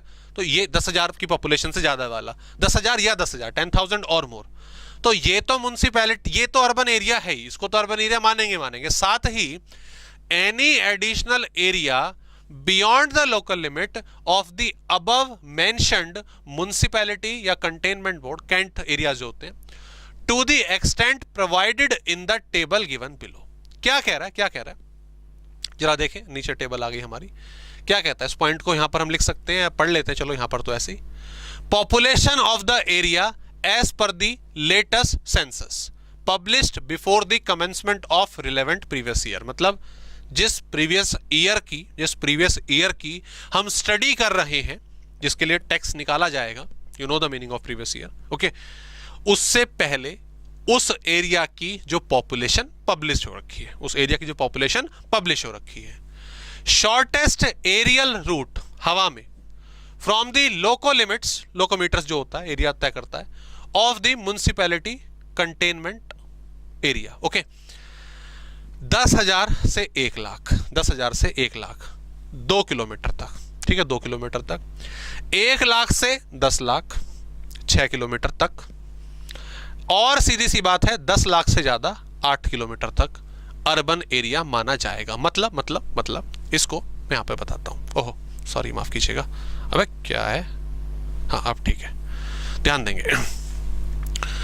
ये आपका म्युनिसिपैलिटी एरिया है, ये तो वो M है, ये एरिया तो आपका म्युनिसिपैलिटी का लोकल लिमिट का एरिया है, और ये तो क्वालिफाई है कि मैं कौन हूं, मैं अर्बन एग्रीकल्चर लैंड हूं, मैं म्युनिसिपैलिटी एरिया में हूं, ठीक है। यहां पे वो कह रहे हैं अगर इसके 2 किलोमीटर के दायरे में, 2 किलोमीटर के दायरे में अगर पॉपुलेशन 10,000 से 1 लाख तक देखने को मिल जाती है, 10,000 से 1 लाख तक देखने को मिल जाती है 2 किलोमीटर के दायरे में, इसको भी अर्बन लैंड मान लिया जाएगा, अर्बन एरिया उसको मान लिया जाएगा। अर्बन एरिया की बात कर रहे हैं, अर्बन एरिया मान लिया जाएगा। या फिर जैसे कि हम बात करी हमने, या फिर 6 किलोमीटर में, या फिर सॉरी इधर कम हो गया 6 किलोमीटर हमारा, चलो यहां से मान लेते हैं, 6 किलोमीटर यहां से, ठीक है, 6 किलोमीटर तक ये 10 लाख तक पहुंच जाती है, और 8 किलोमीटर में, ठीक है, यहां से 10 लाख से ऊपर पहुंच जाती है, तो उसको भी अर्बन एरिया माना जाएगा। सो यहां पे बहुत कुछ आपकी पॉपुलेशन पर डिपेंड कर रहा है। ऑल्दो 10 लाख आपका 10 लाख से ज़्यादा 1 लाख हमें कहने में बहुत थोड़ा सा लग रहा है हमारी ओवरऑल पॉपुलेशन को देखते हुए, बट इतना ज़्यादा पॉपुलेशन देखने को नहीं मिलता, इतनी ज़्यादा, ये बहुत ज़्यादा पॉपुलेशन है, मैं आपको कायदे से बताऊं तो इतनी ज़्यादा पॉपुलेशन नहीं होती म्युनिसिपैलिटी के 6, 8 और 2 किलोमीटर के दायरे के अंदर, except some major metro cities and metropolitan cities, इसके अलावा इतनी पॉपुलेशन नहीं होती है। खैर आपको इतना ये लॉजिक समझने के लिए ठीक था, अब एग्जाम में ये एरिया चार्ट वगैरह आपको बनाने को ऑब्वियसली नहीं आने वाला है, ठीक है। चलिए जी आगे बढ़ते हैं। अच्छा हाँ, one more thing, okay, let me tell you one more thing. इसमें एक एग्जाम्पल इसका देता हूँ, मैं दिल्ली की बात करता हूँ। दिल्ली ऑब्वियसली इतनी ज़्यादा पॉपुलेटेड जगह है जैसे मैंने बोला, और यहाँ पे तो पॉपुलेशन अपना छोटे से एरिया में ही 1 लाख 2 लाख हो जाती है, तो 2-3 किलोमीटर की तो हमें जरूरत ही नहीं है, ओके। अब इसमें सवाल ये उठता है, क्या पूरी दिल्ली में कोई एग्रीकल्चर एरिया है ही नहीं क्या कोई एग्रीकल्चर एरिया नहीं है क्या? मैं आपको बताता हूँ, ध्यान दीजिए। यहां पर सीधी सी बात है, ये क्या लग रहा है आपको, क्या लग रहा है? हाँ जी, ये वही है जो बचपन से बनाते हुए आए हो आप, ठीक है। ये नदी है, और दिल्ली में कौन सी नदी गुजरती है हमारी, आपकी अर्बन कह रहा हूँ, यमुना रिवर जो है वो आपकी क्या नाम है, बहती है, बीच में से निकलती है, साइड से, बीच में से, व्हाटएवर। ये इस नदी का एरिया है, तो कहते हैं ना मुहाने जिसको कहते हैं, कि ये नदी तो यहीं पर ही गुजर रही है, बट कई एरिया इधर, कई एरिया इधर जो है वो ऑब्वियसली वो ऑक्यूपाई करके चलती है, क्लियर, ऑक्यूपाई करके चलती है। इस एरिया के यहां पर एक रोड है, ट्रैफिक रोड, सिंपल रोड है, ओके। पानी यहां तक ही आता है, इसकी हाइट है तो पानी क्रॉस नहीं करेगा इन केस अगर कोई फ्लड वगैरह आए, और यहां पर वो घर हैं, घर, कुछ मॉल्स वगैरह, ये सब आपके बने हुए हैं। It happens on the both side, इधर भी उधर भी, ओके। अब ये जो मॉल वाला एरिया है, ये जो घर वाला एरिया है, यहां पे प्राइजेस आर स्काई रॉकेटेड, बहुत ज्यादा हैं, ठीक है। लेकिन अगर मैं ये यहां पर ये 60 फीट की, मात्र 60 फीट की 20-30 मीटर की रोड अगर क्रॉस कर लेता हूं और यहां इस एरिया की बात करता हूं, तो ये तो मिट्टी के भाव है, इसको तो शायद कोई खरीदना ही पसंद ना करे। समझ रहे हो बात को? इधर रेट बहुत ज्यादा, इधर रेट बहुत कम, अब अगर इस ज़मीन को किसी की ज़मीन है, वैसे तो मोस्टली गवर्नमेंट इसको एक्वायर करके रखती है, but I am taking some village examples, हो सकते हैं मैंने इसको कभी जाके ऑब्जर्व नहीं करा, बट अगर ये ज़मीन किसी पर्सन की है और वो इसको बेचता है, तो क्या गवर्नमेंट इसको कैपिटल एसेट के तहत लाकर इस पे टैक्स लगाएगी? दोस्तों इसका आंसर है नहीं, इसका आंसर है नहीं। ये अर्बन एग्रीकल्चर लैंड के तहत नहीं आती। इसका रीज़न ये है क्योंकि पहली बात तो यहाँ पे कोई म्युनिसिपैलिटी ही नहीं है, यहाँ पे कोई म्युनिसिपैलिटी ही नहीं है, क्योंकि म्युनिसिपैलिटी की जो लिमिट होती है वो जहाँ पे नगर बसे हुए हैं वहाँ पर होते हैं, यहाँ पर कोई म्युनिसिपैलिटी है ही नहीं। और उसके बाद अगर आप यहाँ से वो डिस्टेंस मेजर करो 2 किलोमीटर, 3 किलोमीटर, 8 किलोमीटर, तो यहाँ कोई रहता ही नहीं है, लोग ही नहीं रहते हैं, तो कहाँ से वो पॉपुलेशन पूरी होगी? और साथ ही गवर्नमेंट इसको नोटिफाइड भी करती है कि रिवर के मुहाने में जो आपकी ज़मीन आ रही है that will not qualify as urban agriculture land. तो ये एक छोटा सा डिस्कशन वाला जो पॉइंट है वो समझिएगा, ठीक है, ये आपको मालूम होना चाहिए। वापस आते हैं। हाँ जी, ये हमने एरिया पढ़ लिया। इसके साथ ही हाँ, जो बॉन्ड्स की मैं बात कर रहा था कि कौन से बॉन्ड्स अब नहीं हैं, तो गोल्ड डिपॉजिट बॉन्ड्स जो हैं वो 1999 में इशू हुए थे, और ऐसे ही गोल्ड मोनेटाइजेशन स्कीम जो 2015 में इशू हुए थे, ये आपके कैपिटल एसेट के तहत नहीं आएंगे, कैपिटल एसेट के तहत नहीं आएंगे, ठीक है। बाकी क्योंकि हालांकि कुछ 6.5% डिफेंस बॉन्ड्स वो भी नहीं आते कैपिटल एसेट के अंदर, बट वो अब रिडीम हो चुके हैं, वो काफ़ी टाइम पहले गवर्नमेंट ने इशू करे थे। करंटली जो हमारे एग्जिस्ट कर रहे हैं वो ये दोनों हैं। ओके जी, वैसे क्वेश्चन में बोलेगा, मेंशन करेगा जो भी इशू होंगे, राइट। चलिए आगे बढ़ते हैं। अब यहाँ पर ये कंटेंट हमने दोस्तों कंप्लीट करा आपके कैपिटल एसेट का, कैपिटल एसेट क्या होता है। तो आई होप ये कैपिटल एसेट की जो पिक्चर है वो आपको क्लियर है कि किस पर टैक्स लगेगा, किस पर टैक्स नहीं लगेगा। Got it. अब मसला क्या है? कि यहाँ पर ये कैपिटल एसेट आपने ट्रांसफर करी और उस पर अब कंप्यूटेशन होगी, ठीक है। और कंप्यूटेशन में मैंने आपको बताया कि या तो शॉर्ट टर्म कैपिटल एसेट होगी या लॉन्ग टर्म कैपिटल एसेट होगी। मतलब एक लंबे टाइम की एसेट हो सकती है, एक शॉर्ट टाइम की एसेट हो सकती है। क्लियर? एक छोटे टाइम के लिए हमारे पास रही, एक लंबे टाइम के लिए हमारे पास रही। लेकिन द थिंग इज, इंपॉर्टेंट चीज वही है कि ये लंबा टाइम छोटा टाइम आप डिसाइड कैसे करेंगे, आप इसको मेंशन कैसे करेंगे कि ये शॉर्ट टाइम है या लॉन्ग टाइम है। तो आइए अब वही डिस्कशन हमें करनी है, that is part of discussion now, कि भाई आओ क्वालिफाई करें, आओ समझें कि शॉर्ट टर्म कैपिटल एसेट या शॉर्ट टर्म कैपिटल गेन और लॉन्ग टर्म कैपिटल एसेट या लॉन्ग टर्म कैपिटल गेन क्या होता है। एक चीज तो क्लियर है, जो शॉर्ट टर्म वाली एसेट है उसको शॉर्ट टर्म कैपिटल गेन बोलेंगे, और जो लॉन्ग टर्म वाली एसेट है वो लॉन्ग टर्म कैपिटल गेन बोलेंगे। लेकिन ये शॉर्ट टर्म लॉन्ग टर्म है क्या, जरा इस पर आते हैं। यहां पर ये हमने इसका कंटेंट लिखा हुआ है। शॉर्ट टर्म के बारे में सेक्शन 2 सबसेक्शन 42A है, और लॉन्ग टर्म कैपिटल गेन के बारे में सेक्शन 229B है। ओके, लेकिन ये दोनों है क्या, ठीक है, ये दोनों है क्या, जरा मैं चेक करूं एक बारी क्या बोल रहा था। हाँ, यस, चलिए वापस आते हैं। सेक्शन 2 सबसेक्शन 42A, ठीक है, वहां पे बी लिखा हुआ है, मैं ए बोल रहा हूं, और सेक्शन 229A वहां पर बी है, उधर बी है, यहां मैं ए लिख रहा हूं। ये हमें शॉर्ट टर्म कैपिटल एसेट और लॉन्ग टर्म कैपिटल एसेट के बारे में जानकारी देते हैं, ठीक है। ये होते क्या हैं?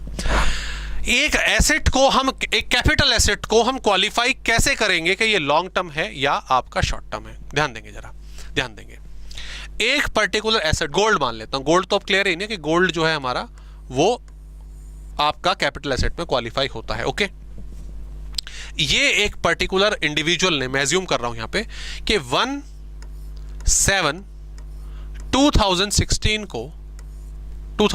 को गोल्ड बाय करा था, और उसने इसको बेच दिया इसने इसको ट्रांसफर कर दिया, ठीक है, transfer is better word, transfer under section 2 subsection 48, okay, बेच दिया 9/19 को, ठीक है, मैं ये डेट लिख रहा हूं, हालांकि हमारा फाइनेंशियल ईयर 2021 चल रहा है, बट मैं फिलहाल अभी एग्जांपल इसके हिसाब से कोई भी डेट मैंने रैंडमली उठा ली। अब मुझे कैसे पता चलेगा कि यहां पर ये जो एसेट है वो शॉर्ट टर्म है या लॉन्ग टर्म है, शॉर्ट टर्म है लॉन्ग टर्म है, ध्यान देंगे कैसे निकालेंगे। इसमें एक चीज आपको करनी है, जो डेट जिस डेट पर ट्रांसफर हुआ है उसे कैंसिल कर दीजिए, ओके, और उससे पहले वाली डेट लीजिए 27/9/19, क्लियर, समझ आ गया। जिस डेट पर ट्रांसफर हुआ है उससे पहले वाली डेट, उससे एक दिन पहले वाली डेट हम लेंगे, इस डेट का एग्जिस्टेंस हम खत्म कर देंगे, उससे पहले वाली लेंगे, ओके। इस डेट से लेकर इस डेट तक ये जो समय है इसको बोला जाता है पीरियड ऑफ होल्डिंग। इसको हम क्या बोलते हैं? पीरियड ऑफ होल्डिंग, कि इतने टाइम तक मैंने इसको होल्ड करके रखा, ओके। अब अगर मैं पीरियड ऑफ होल्डिंग यहां पर काउंट करूं तो 1 जुलाई 2016 से लेकर 30 जून 17 पर एक साल पूरा हो जाता है। ये हम यहां पे एग्जांपल प्रॉपरली समझ रहे हैं, अदरवाइज आपको एग्जाम में ऐसे एक्सप्लेन करने की जरूरत नहीं है। मैं डेट कंसीडरेशन के हिसाब से इसको प्रॉपरली बता रहा हूं। 1 जुलाई से 30 जून पर एक साल खत्म हुआ, ठीक है। अगले दिन से दूसरा साल शुरू हुआ और 30 जून 18 को 2 साल पूरे हो गए, क्लियर। ठीक उसी तरह 30 जून 19 को पूरे 3 साल पूरे हो गए। 3 साल से मतलब है 36 मंथ्स, कितना? 36 मंथ्स। और उसके कुछ समय बाद हम यहां पे देख रहे हैं, ये लगभग आपका 27 नवंबर पे जा रहा है, तो जुलाई अगस्त 2 महीने, ठीक है, plus 2 months and 27 days. So as per my example, the period of holding, ठीक है, of this gold by the SSC, जो भी नाम रख लीजिए उसका पीरियड ऑफ होल्डिंग था 36 + 2 यानी कि 38 months and 27 days. 38 months and 27 days. दोस्तों, this gold is a long term capital asset. Sir आपने इसको क्वालिफाई कैसे करा? दोस्तों, एक बेसलाइन याद रखिएगा। कौन सी बेसलाइन याद रखिएगा? 36 मंथ्स। क्या याद रखेंगे? 36 मंथ्स। Yes, 36 months. अगर कोई भी कैपिटल एसेट एक एसएससी अपने पास होल्ड करता है, उसका पीरियड ऑफ होल्डिंग आपको कैसे निकालना है? बेचने वाली डेट से एक दिन पहले तक अगर वो अप टू 36 मंथ्स है, या हम लिखें नॉट एक्सीडिंग 36 मंथ है, 36 महीने तक वो एसेट होल्ड करी जाती है, इट विल क्वालिफाई एज आपका शॉर्ट टर्म कैपिटल एसेट। उसे शॉर्ट टर्म कैपिटल एसेट बोलेंगे, क्लियर। लेकिन अगर टाइम पीरियड 36 महीने से एक दिन भी ज्यादा हो जाता है, मतलब एक्सीड 36 मंथ्स हो जाता है, तो उस सिचुएशन में, उस कंडीशन में it will qualify as long term capital asset. और हमारे इस एग्जांपल में समय 38 महीने 27 दिन हो रहा है। खैर गोली मारो दिन विन को, 36 महीने से ज्यादा हुआ गया ना, सीधी सी बात है, it will qualify as long term capital asset.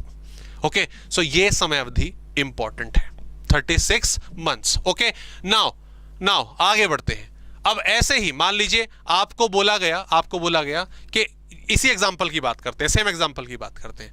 हमने 1/7/16 को बाय करी थी, 1/7/16 को बाय करी थी, और मान लीजिए 1/7/19 को बेच दी, 1/7/19 को बेच दी। तो जैसा कि मैंने बोला कि इस डेट का वजूद खत्म करिए और इससे अगली डेट पर आइए, इससे पहले वाली प्रीसीडिंग डेट, इससे पहले वाली डेट पर आइए।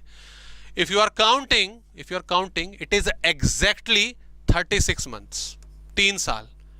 It is exactly 36 month. It will qualify as short term capital asset. Got it? समझ आया? क्लियर? एस तो इस तरीके से याद रखिएगा, हमें 36 मंथ का टाइम पीरियड जो है वो याद रखना है। पीरियड ऑफ होल्डिंग कैसे रहेगा उस चीज को भी कंसिडर करके रखना है। ओके, आइए वापस आते हैं हमें क्या क्या चीजें बताई गई हैं यहां पर कैपिटल एसेट के बारे में। ओके, सुनाओ। ठीक है जी, आगे बढ़ते हैं। शॉर्ट टर्म कैपिटल गेन, इसको बी करेंगे, सॉरी माफ कीजिएगा, इसको बी कर दीजिएगा। गेन आपका बी में है और एसेट आपका ए में है। Arise from the transfer of short term capital asset, ठीक है, और ये आपका लॉन्ग टर्म कैपिटल एसेट आपका लॉन्ग टर्म कैपिटल गेन कहा जाएगा। ठीक है, सीधी सी बात है। ओके, इसके लिए हम क्या निकालेंगे, क्या निकालते हैं इसके लिए? पीरियड ऑफ होल्डिंग निकालते हैं, जो मैंने भी आपको बताया। Okay, and the thing is generally a capital asset. अब आते हैं, ये है important point, that's the important point, ये वाला इंपॉर्टेंट पॉइंट होगा। Generally, a capital asset is said to be a short-term capital asset if its period of holding does not exceed यानी कि up to 36 month, यानी कि 3 साल। 3 साल तक उसने आपका साथ निभाया, तो सीधी सी बात है वो आपकी, मतलब ये थोड़ी अलग से अजीब सी लाइन होगी, साथ निभाया, ओके, वो फिर गड़बड़ हो जाएगा। ओके, सीधी सी बात कि भाई वो एसेट आपने 36 महीने तक अपने पास रखी, तो सीधी सी बात है वो शॉर्ट टर्म कैपिटल एसेट होगी। ओके, और 36 महीने से ज्यादा हो गया तो वो आपका लॉन्ग टर्म कैपिटल एसेट होगी। ओके, तो अब देख लेना आपका समय कितना हो गया है, उसके साथ अपने हिसाब से कि वो टैक्सेबल होगा नहीं होगा, कैपिटल एसेट होगी नहीं होगी। ठीक है, समझने वाले समझ गए। आगे, if the asset is held for the period exceeding 36 month, it is said to be long term capital asset, और यहां पे बोल दिया गया है आपका जो भी निकलेगा। ओके, अब लेकिन सेम वही चीज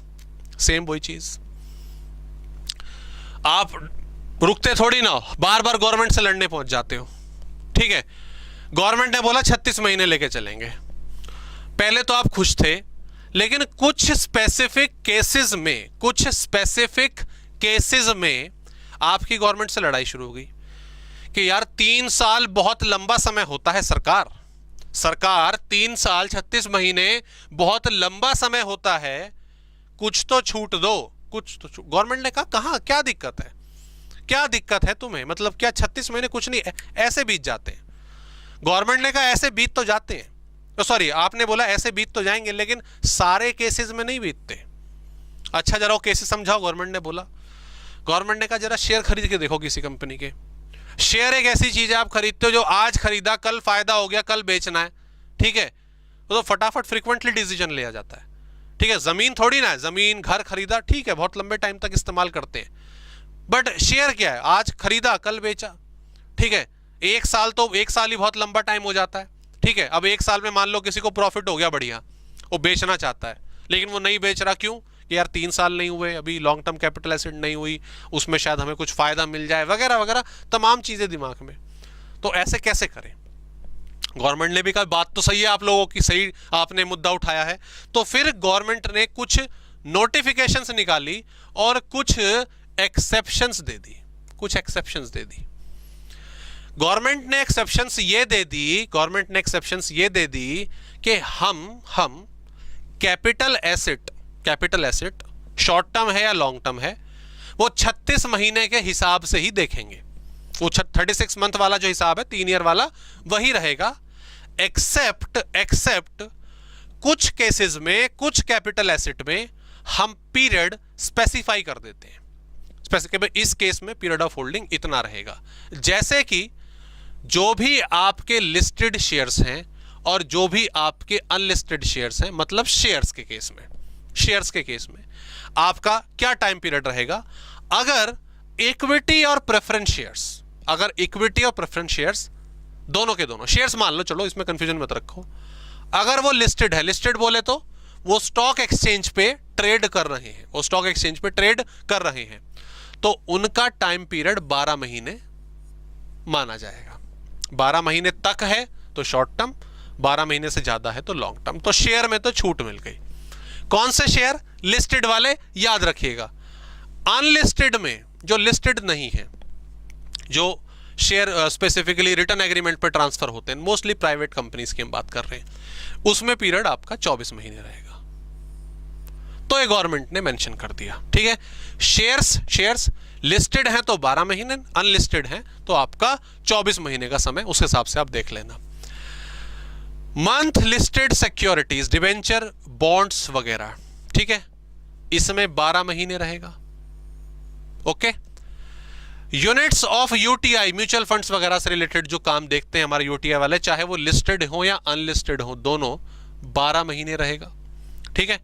और units of equity oriented mutual funds, ठीक है, यूटीआई भी म्यूचुअल फंड्स देखती है, यूनिट्स उसको पहले वैसे देखा जाए, जो आजकल वर्ड हम सुन रहे हैं ना म्यूचुअल फंड्स, उसको पहले एक लोअर स्केल भी नहीं कह सकते, लिमिटेड स्केल पर यूटीआई करा करता था।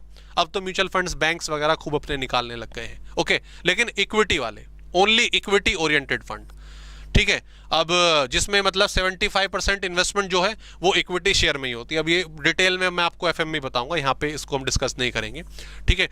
इसमें भी 12 महीने का ही टाइम लिया गया है, okay. So the thing is यहाँ पर, हाँ, और जीरो कूपन बॉन्ड भी जो है उनके लिए भी 12 महीने लिया गया है। जीरो कूपन बॉन्ड्स आप जानते हैं, जो बॉन्ड्स बिना किसी इंटरेस्ट रेट के डिस्काउंटेड प्राइस पर इशू होते हैं, बिना किसी इंटरेस्ट रेट के। 1000 का बॉन्ड है, ये ले जाओ, 600 में ले जाओ, 10 साल बाद आना या 4 साल बाद आना, 5 साल, जितने टाइम का बॉन्ड होगा 1000 रुपये ले जाना। इसके लिए भी 12 महीने का पीरियड है, ठीक है। अगले वाले पॉइंट पर मैं आगे आऊंगा। सो जो यहाँ पर अभी तक हमने कंटेंट लिखा वो जरा एक बार बना लेते हैं। अगर मैं बात करूं 12 महीने, 12 मंथ, तो कौन कौन? लिस्टेड शेयर्स हमारे, ठीक है, इक्विटी ओरिएंटेड म्यूचुअल फंड्स, ठीक है। इसके अलावा आपका क्या नाम है था, यूनिट्स ऑफ यूटीआई, ये हमने लिखा था, और लिस्टेड सिक्योरिटीज, ठीक है। ये आपके 12 महीने के समय के हिसाब से लिस्टेड। और हाँ, 24 महीने की अगर हम बात करें तो इसमें आपके कौन आ गए थे? Unlisted shares. इसमें कौन से आ गए थे? अनलिस्टेड शेयर, दोनों आ गए, प्रेफरेंस और इक्विटी। एक क्वेश्चन पूछूं आप लोगों से, अब डिबेंचर का क्या टाइम है बताइए? डिबेंचर का क्या टाइम है? डिबेंचर का टाइम है 36 मंथ्स। बट सर अभी तो आपने बोला, यहां पे ये रहा मंथली लिस्टेड सिक्योरिटीज, इसमें डिबेंचर भी आते हैं, बॉन्ड भी आते हैं, 12 महीने। अब आप कह रहे हो 36 महीने। दोस्तों ये वर्ड भी तो देखो, ये जो है आपका, ये कौन सा वर्ड आपका? लिस्टेड। ये इंपॉर्टेंट याद रखिएगा, लिस्टेड, ये जरूरी है। अगर डिबेंचर लिस्टेड हैं, यानी कि वो लिस्टेड हैं स्टॉक मार्केट में, तो 12 महीने। लेकिन अगर अनलिस्टेड है ना, अगर अनलिस्टेड सिक्योरिटी है, अगर आपका अनलिस्टेड सिक्योरिटी है, तो उस कंडीशन में डिबेंचर भी बॉन्ड भी ऑब्वियसली दोनों 36 महीने ट्रेड होंगे। सिर्फ लिस्टेड वालों को 12 महीने का बेनिफिट दिया गया है। क्लियर? और एकमात्र लास्ट चीज जो थोड़ी सी रह गई है हमारे सामने, वो है आपका, माफ कीजिएगा, इमूवेबल प्रॉपर्टीज, उसमें 24 महीने का, ठीक है। क्योंकि आजकल लोग अपने इन्वेस्टमेंट्स को बढ़ाने के लिए प्रॉपर्टी पर भी बहुत निर्भर हैं, और प्रॉपर्टी को अगर हम देखें तो 3 साल पहले प्रॉपर्टी का टाइम 3 साल ही हुआ करता था, कुछ साल पहले ही ये अमेंडमेंट हुई है, इसको चेंज करा गया है। तो जो इमूवेबल प्रॉपर्टी है वो भी आपकी आती है एग्जैक्टली 24 मंथ्स के हिसाब से। क्लियर? गॉट इट दोस्तों? तो ये हमने कंटेंट समझा कि कौन हमारा इमूवेबल प्रॉपर्टी के अंदर आएगा, कौन नहीं आएगा।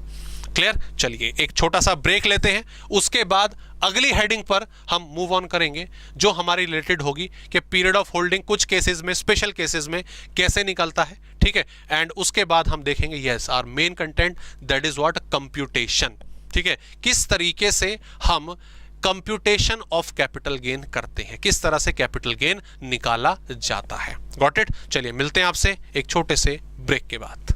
हेलो दोस्तों, वापस आ गए हैं। आई होप हमारा ब्रेक ज्यादा लंबा नहीं रहा।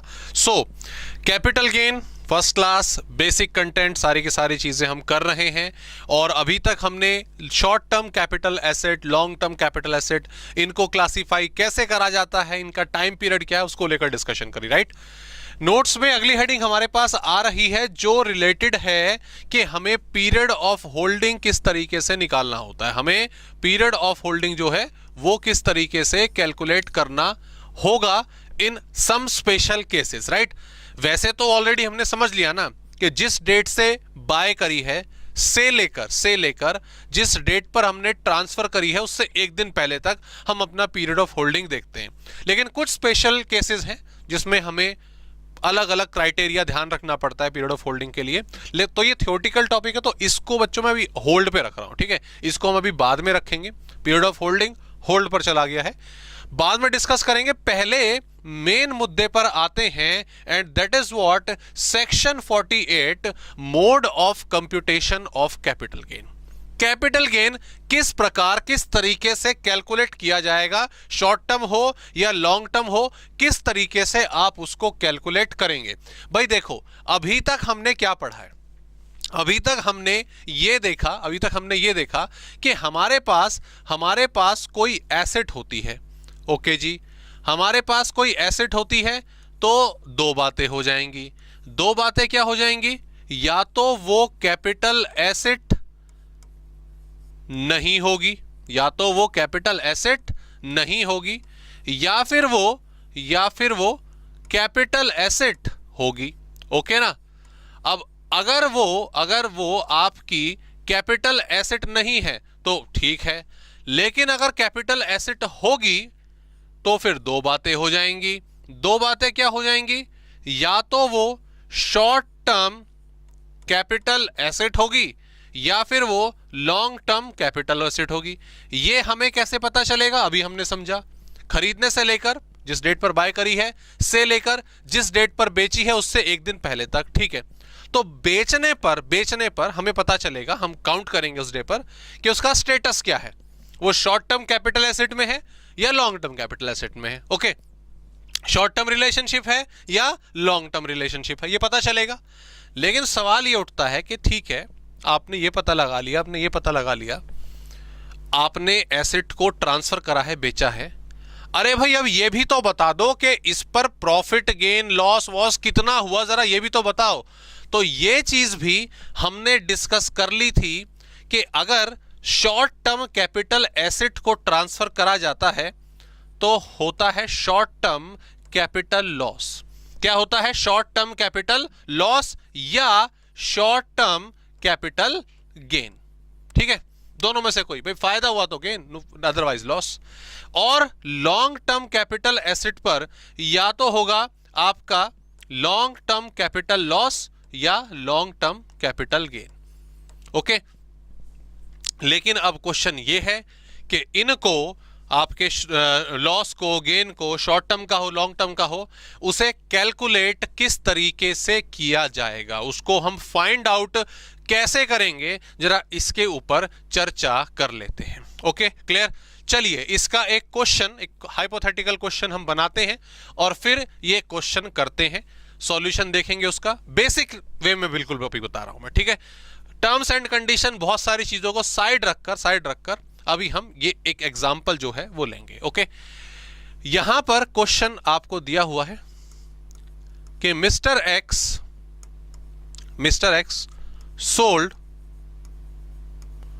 sold his residential house, ठीक है जी, on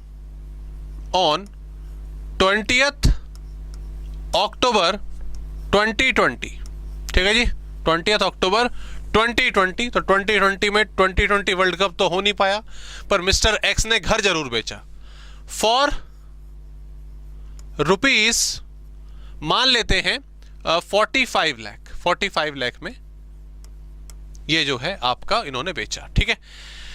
उसके बाद this house was purchased by Mr. X on bracket मैं लिख देता हूं यहां पे, ठीक है। एक डेट हमने एज्यूम कर ली, ये इन्होंने खरीदा था आपका 1/12/2018 को, ठीक है। इसी के ब्रैकेट में दोस्तों मैं यहां पर लिख रहा हूं, इसी के ब्रैकेट में लिख रहा हूं, assume 1/12/2011 for second case. Okay जी, हम इस क्वेश्चन को दो तरीके से करेंगे, एक में मानेंगे कि इस डेट पर बाय करा था, एक में मानेंगे कि इस डेट पर बाय करा था। ओके, दोनों केस कवर होंगे हमारे, शॉर्ट टर्म भी लॉन्ग टर्म भी। ओके, वापस आते हैं। फॉर रुपीज ये हम मान लेते हैं कितने में 22 लाख में, 22 लाख में, और ऑब्वियसली इसको थोड़ा कम मान लेते हैं ब्रैकेट में, जो दूसरा केस होगा सेकंड केस वाले में, इसको हम मान लेते हैं आपका 8 लाख। कितना मान लेते हैं? 8 लाख मान लेते हैं, ठीक है जी। चलिए, ब्रोकरेज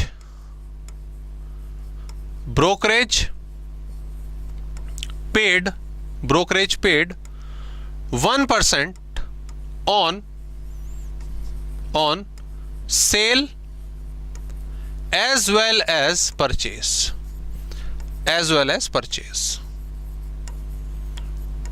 ठीक है जी। सेल परचेज दोनों के टाइम पर इन्होंने ब्रोकरेज जो है वो 1% जो है पे करी है। Got it? क्लियर? आगे फाइंड कैपिटल गेन, ठीक है, हमें कैपिटल गेन फाइंड करने को बोल दिया गया। ये सिचुएशन, ये क्वेश्चन हमें यहां पर दे दिया गया है, ठीक है जी। क्लियर? एक बार दोबारा से देख लेते हैं क्वेश्चन क्या कह रहा है। भाई यहां पे बोला गया मिस्टर एक्स ने सोल्ड करा रेजिडेंशियल हाउस 20 अक्टूबर 2020 को 45 लाख का। हाउस जो था उन्होंने परचेज करा था 1/12/18 को। एक केस तो हमें ये लेना है और एक केस लेना है 1/12/11 को, ठीक है। दोनों केस कवर करने हैं हमें। फॉर रुपीज 22 लाख और एक केस में लेना है 8 लाख। 1% इन्होंने ब्रोकरेज जो है खरीदने के टाइम पे, बेचने के टाइम पे, दोनों टाइम पर पे करी है। ओके, आइए शुरू करते हैं। पहले रेड वाला करेंगे, रेड वाले के सॉल्यूशन के हिसाब से, ठीक है। रेड वाले के सॉल्यूशन के हिसाब से फर्स्ट केस। क्लियर? ध्यान देंगे, यहां पर सबसे पहले हम निकालेंगे पीरियड ऑफ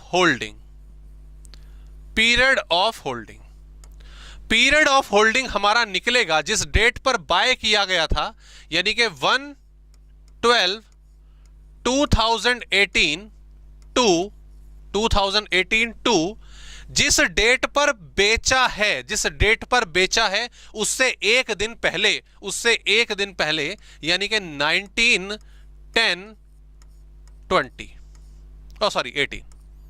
नहीं, सही तो है, 2020 था, 2020, ठीक है जी। क्लियर? अब ऑब्वियसली फर्स्ट ऑफ ऑल ये है रेजिडेंशियल हाउस, यानी कि इमूवेबल प्रॉपर्टी।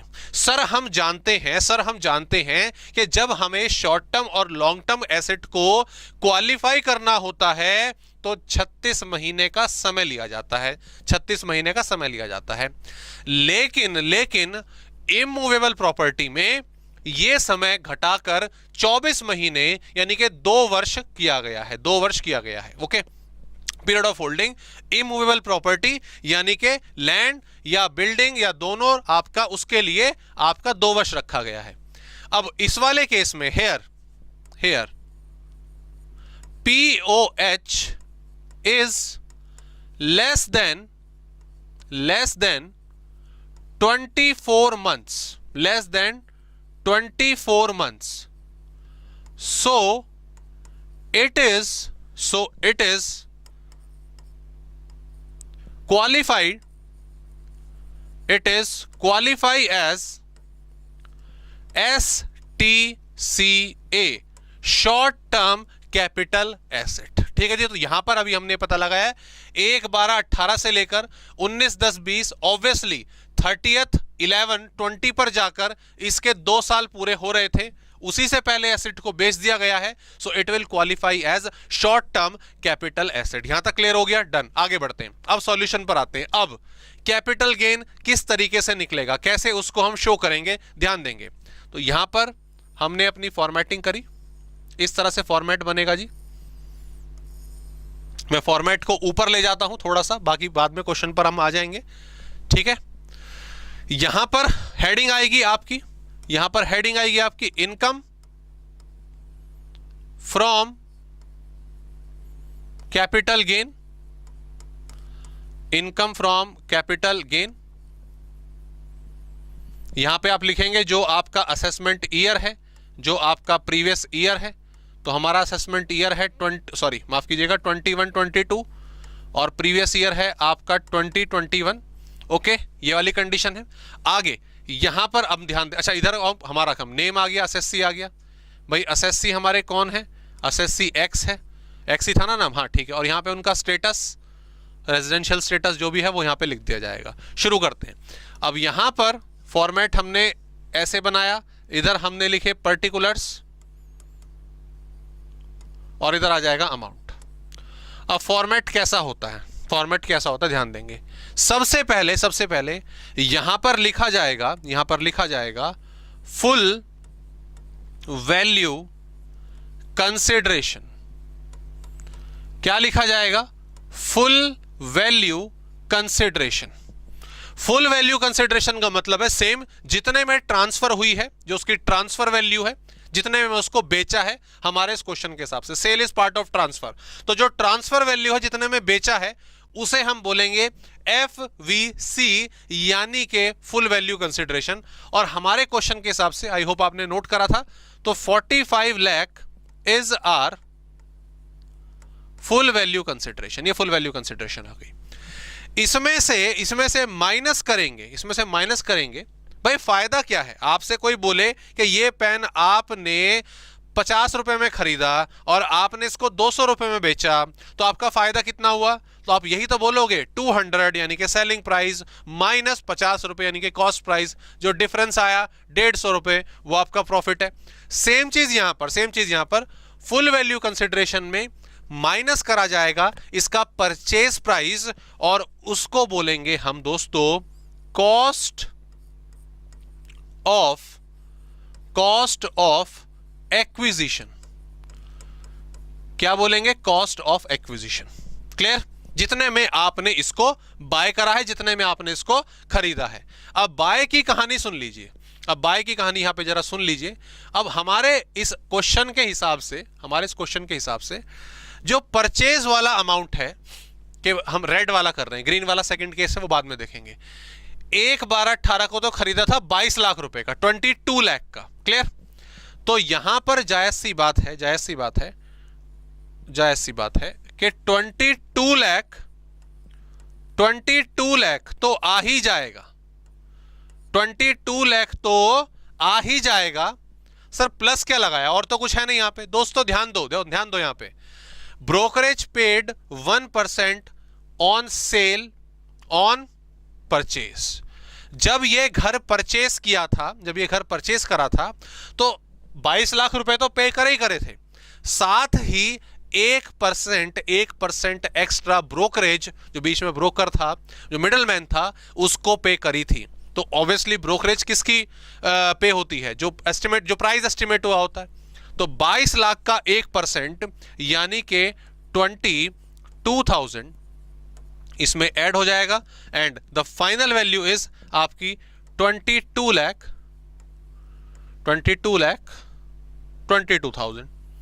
बिल्कुल ही आसान ये हो गया यहां पे। क्लियर? डन। वापस आते, थोड़ा ऊपर ले आते हैं। अगले स्टेप में यहां पर माइनस किया जाएगा कॉस्ट ऑफ इंप्रूवमेंट। क्या माइनस होगा? Cost of improvement. ये इस क्वेश्चन में नहीं है, ये इस क्वेश्चन में नहीं है।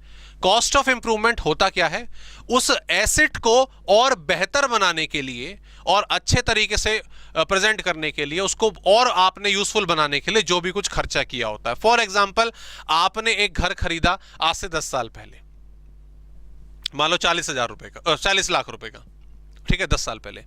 उसके 2-3 साल बाद आपने क्या करा, उसके ऊपर एक फ्लोर और ऐड कर दिया 10 लाख रुपए का। ओके, 10 लाख रुपए का आपका खर्चा आया, एक फ्लोर और ऐड कर दिया।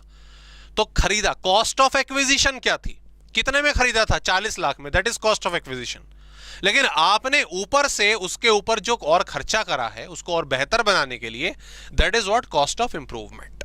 ठीक है, बट वो इस क्वेश्चन में नहीं है तो हम उसको यहां पर डैश कर दिया। फॉर्मेटिंग के लिए मैं डेफिनेटली इसको यहां पे लिख रहा हूं, ठीक है, क्योंकि फॉर्मेट में होता है। आगे लास्ट पॉइंट, अंतिम पॉइंट पर हम आएंगे और यहां पर हम लिखेंगे आपका expenses on transfer.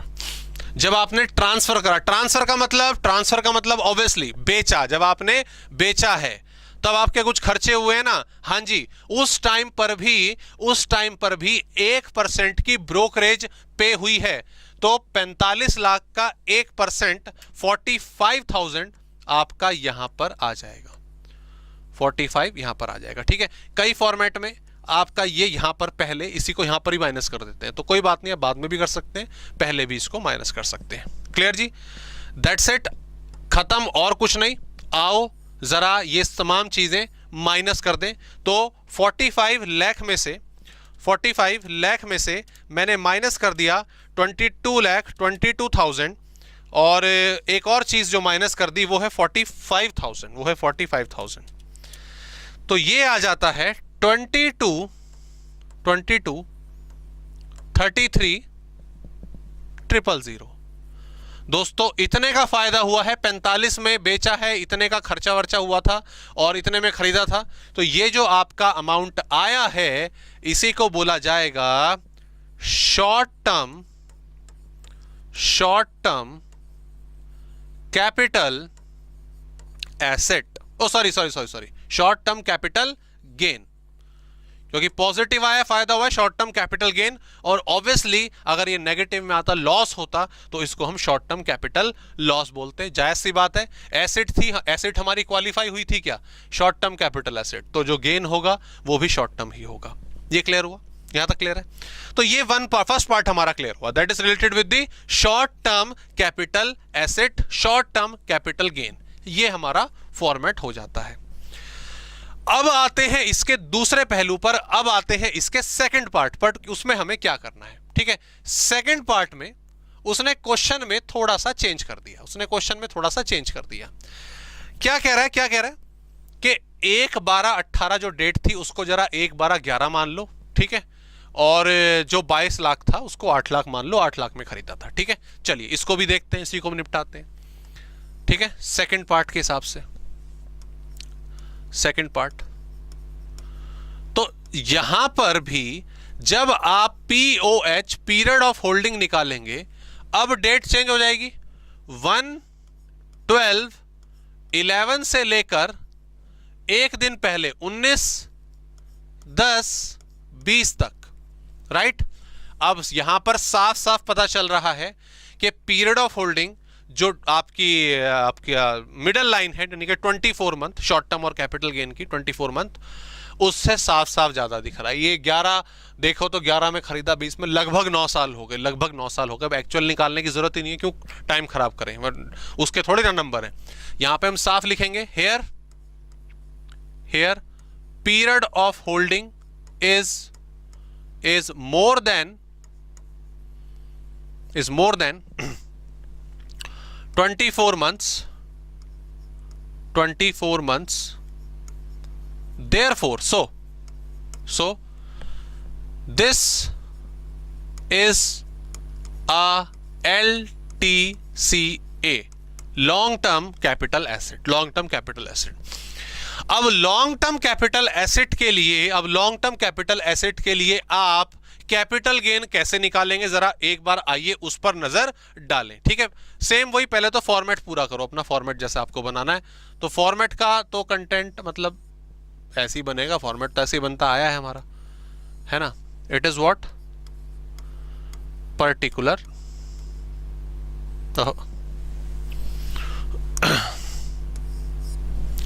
It is what particular, और यहां पर हमारा आ जाता है अमाउंट, यहां पे आपका असेसमेंट ईयर, यहां पे आपका प्रीवियस ईयर, असेसमेंट ईयर है हमारा 21-22 और ये है आपका 2021। इधर आ जाएगा इनकम फ्रॉम कैपिटल गेन, और यहां पर हम असेसी और उसका स्टेटस लिख देंगे। ठीक है, वही फॉर्मेट वही है जो एग्जैक्टली हमने बाकी हेड्स में इस्तेमाल करा, बिल्कुल वही फॉर्मेट है, कुछ चेंज नहीं है, बस इनकम फ्रॉम कैपिटल गेन आ गया है। ओके, अब जरा बात करते हैं इसके अंदर के कंटेंट की, क्या भरा जाएगा, ध्यान देंगे। तो सबसे पहले तो वही चीज, फुल वैल्यू कंसिडरेशन, वो है हमारी 45 लाख, वो है हमारी 45 लाख। ठीक है जी, क्लियर। आइए माइनस करें कॉस्ट ऑफ एक्विजिशन, क्या COA, कॉस्ट ऑफ एक्विजिशन। कितना माइनस करूं, कितना, 8 लाख में खरीदा था तो कितना माइनस करूं, 8 लाख माइनस कर दो। ध्यान देंगे। अब आएगा एक स्पेशल मुद्दा, और उस स्पेशल मुद्दे को हम नाम देंगे इंडेक्सेशन। क्या नाम देंगे, इंडेक्सेशन। व्हाट इज इंडेक्सेशन, ध्यान देंगे। देखो, आपको रहना है कहीं, आपने घर खरीद लिया, आपको इधर उधर आना जाना है तो गोल्ड खरीद ली, कार खरीद ली, माफ कीजिएगा, कार खरीद ली। कुछ खाना पीना है तो आपने खाना खरीद लिया। कोई आपसे पूछे कि आपने घर में गोल्ड खरीद के रखा है, क्यों, क्या रीजन उसके पीछे, बताओ जरा। आपने घर में गोल्ड खरीद के रखा है, क्यों, क्या करना है गोल्ड का, खाना है गोल्ड को, ठीक है, मसाले की तरह इस्तेमाल करना है, या कुछ गोल्ड का घर बनवाओगे, उसमें रहोगे कि ईंटों की जगह हम गोल्ड लगवाएंगे, पेंट गोल्ड होगा, ठीक है, एक्चुअल गोल्ड का होगा, ऐसा होता है क्या, नहीं, डेफिनेटली नॉट। आपने मान लीजिए गोल्ड 2010 में खरीदा, मैं एज्यूम कर रहा हूं, मुझे एक्चुअल प्राइस ऑब्वियसली याद नहीं है, मैं एज्यूम कर रहा हूं कि 15,000 रुपए था, क्यों खरीदा था 15,000 रुपए का गोल्ड आपने, क्योंकि आपका पर्सपेक्टिव यह था कि मैं गोल्ड रहने के लिए, घर बनाने के लिए, गोल्ड इधर उधर जाने के लिए या खाना खाने के लिए नहीं बाय कर रहा हूं। मेरा वन एंड ओनली पर्पस जो गोल्ड बाय करने का है, जो मैंने आज से 10 साल पहले बाय करा, उसका पर्पस था इन्वेस्टमेंट। उसका पर्पस क्या था, इन्वेस्टमेंट, कि भाई मैं अपनी जमा पूंजी इस गोल्ड में इन्वेस्ट कर रहा हूं। क्यों, कि भाई आज 2020 में इसका प्राइस हाई होगा, फॉर एग्जांपल जैसे कि आजकल 50,000 रुपए चल रहा है, और मैं इसको सेल कर दूंगा। क्लियर, यहां तक बात समझ में आ गई, बिल्कुल क्लियर है। अब सवाल यहां पर यह उठता है कि यहां पर आपने अपनी नॉलेज, अपने फंड्स, इन सब का इस्तेमाल करा, आपकी नॉलेज के गोल्ड इन्वेस्टमेंट ठीक रहेगी या नहीं रहेगी, इसके बारे में चर्चा करी, इसके बारे में सोचा। पैसा 15,000 रुपए आपने अपना लगाया, क्लियर, आपकी जो स्टडी है वो रंग लाई, और सीधी सी बात है, आपको यहां पर ये देखें हम तो पूरे 35,000 रुपए का फायदा हो गया, 45,000 का। ओके, तो ये 35,000 रुपए आपके। बट द क्वेश्चन ये आता है, फिर वही दरवाजा खटखटाया, किसी की आवाज, आपने दरवाजा खोला, सरकार ने बोला टैक्स चाहिए। आपने कहा ठीक है टैक्स दूंगा, लेकिन पहले तुम अंदर आओ, तुमने बहुत परेशान कर लिया, तुम अंदर आओ, बैठो पहले, यहां पानी वानी दिया उन्हें। तुम मुझे एक बात बताओ, आपने गवर्नमेंट से बोला कि यार यहां पे दिक्कत क्या आ रही है तुम्हें, हर कोई ऐसा इन्वेस्टमेंट कर रहा है, क्यों कर रहा है? कि भाई अपने फ्यूचर के लिए थोड़ा जोड़ रहे हैं, सिक्योर कर रहे हैं, बेटर गेन्स एक्सपेक्ट कर रहे हैं, हमारी स्टडी हमारा पैसा, तुम बार बार बीच में आ जा रहे हो, हमारे टैक्स दो टैक्स दो टैक्स दो, पागल हो गए हो क्या? क्यों परेशान कर रखा? बहुत फ्रस्ट्रेट हो गए। गवर्नमेंट ने कहा देखो सीधी सी बात है, बात तो आपकी भी ठीक है कई हद तक, क्लियर, कि भाई आपने अपना पैसा लगाया, आपने अपना दिमाग लगाया, वैल्यू बढ़ाई, बात ठीक है, लेकिन हमें भी टैक्स चाहिए, लेकिन हमें भी फिर टैक्स चाहिए। क्यों टैक्स नहीं छोड़ सकते? फिर तो सारे लोग ये काम करेंगे और हमारा रेवेन्यू खत्म हो जाएगा अगर हमने इसको छोड़ दिया। तो क्या करें, क्या करें? वही बीच का रास्ता, बीच का रास्ता, ठीक है। लाठी नहीं मारेंगे गाजर खा लो, ठीक है, लाठी नहीं मारेंगे गाजर खा लो। गवर्नमेंट कहती है कि ये लो, आपकी बात ठीक है, हम एक काम करते हैं, आपको हम फायदा देते हैं, हम फायदा देते हैं इंडेक्सेशन का, फायदा देते हैं इंडेक्सेशन का। अब ये इंडेक्सेशन क्या चीज है, जरा ये तो समझाते जाओ। आपने बोल तो दिया फायदा दिया इंडेक्सेशन का, है क्या बताओ, ध्यान दो। उन्होंने बोला, गवर्नमेंट ने बोला कि अभी हमारे इस एग्जाम्पल में आपने क्या करा, आपने 50,000 में से जो इतने में बेचा था सीधा माइनस कर दिया 15,000। कितना माइनस कर दिया? 15,000। और 35,000 पर हम आपसे डिमांड कर रहे हैं, कि भाई हमें टैक्स दे दो, ठीक है। गवर्नमेंट कह रही है काम करो, हम एक फायदा देते हैं। हम आपसे ये कह रहे हैं कि आप ये 15,000 मत घटाओ, 15,000 रुपए की वैल्यू, आई रिपीट, 15,000 रुपए की वैल्यू जो 2010 में थी, वो धीरे धीरे बढ़कर कुछ ना कुछ हो गई होगी, क्लियर, ठीक है। गोल्ड हुआ है 15,000 का 50,000, ठीक है, लेकिन जो मॉनेटरी वैल्यू है, जो मनी की वैल्यू है, उसको अगर हम एक इंटरेस्ट रेट, जैसे बैंक में होता है ना, पैसा जमा कर दिया, एक इंटरेस्ट रेट के साथ, एक इन्फ्लेशन रेट के साथ उसकी वैल्यू क्या होती रहती है? बढ़ती रहती है। तो गवर्नमेंट भी यही कह रही है कि 15,000 रुपए जो आपने आज से 10 साल पहले 2010 में लगाए थे, उसकी इंडेक्स्ड वैल्यू आज निकाल लो। फॉर एग्जाम्पल मैं एज्यूम कर रहा हूं कि 15,000 रुपए 2010 के बढ़कर आज 25,000 या 26,000 हो जाते। कितने हो जाते? 26,000 हो जाते, ओके। तो आप 15,000 ना माइनस करके 26,000 माइनस करो, 15,000 माइनस ना करके 26,000 माइनस करो। अमाउंट कितना आ गया? 24,000। हमें 24,000 पे टैक्स दे दो, आपका भी फायदा हो गया, हमारा भी फायदा हो गया।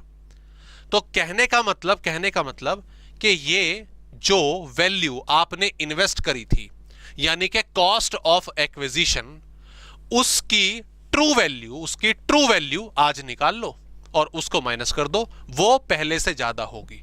यहां पर जिसने बेचा उसको भी थोड़ा फायदा हो गया और गवर्नमेंट को भी कुछ ना कुछ टैक्स मिल ही जाएगा। लड़ाई झगड़ा नहीं होगा कि बार बार दरवाजे पे आके परेशान कर रहे, बंद कर रहे, लड़ाई हो रही, वो सब नहीं होगा, clear. That is what indexation.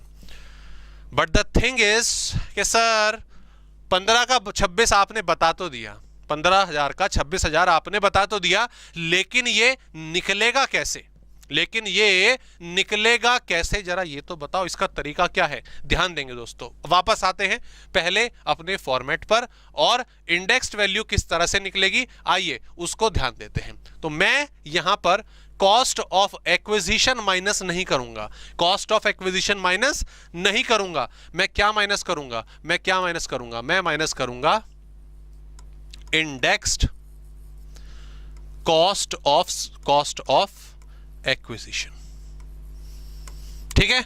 Short term वाले में ध्यान देना जरा, शॉर्ट टर्म वाले में ऐसा कुछ भी नहीं हुआ था, सिंपल, जितने का था उतना माइनस कर दिया था शॉर्ट टर्म वाले में, क्योंकि शॉर्ट टर्म एसेट्स को इंडेक्सेशन का फायदा नहीं मिलता है, राइट।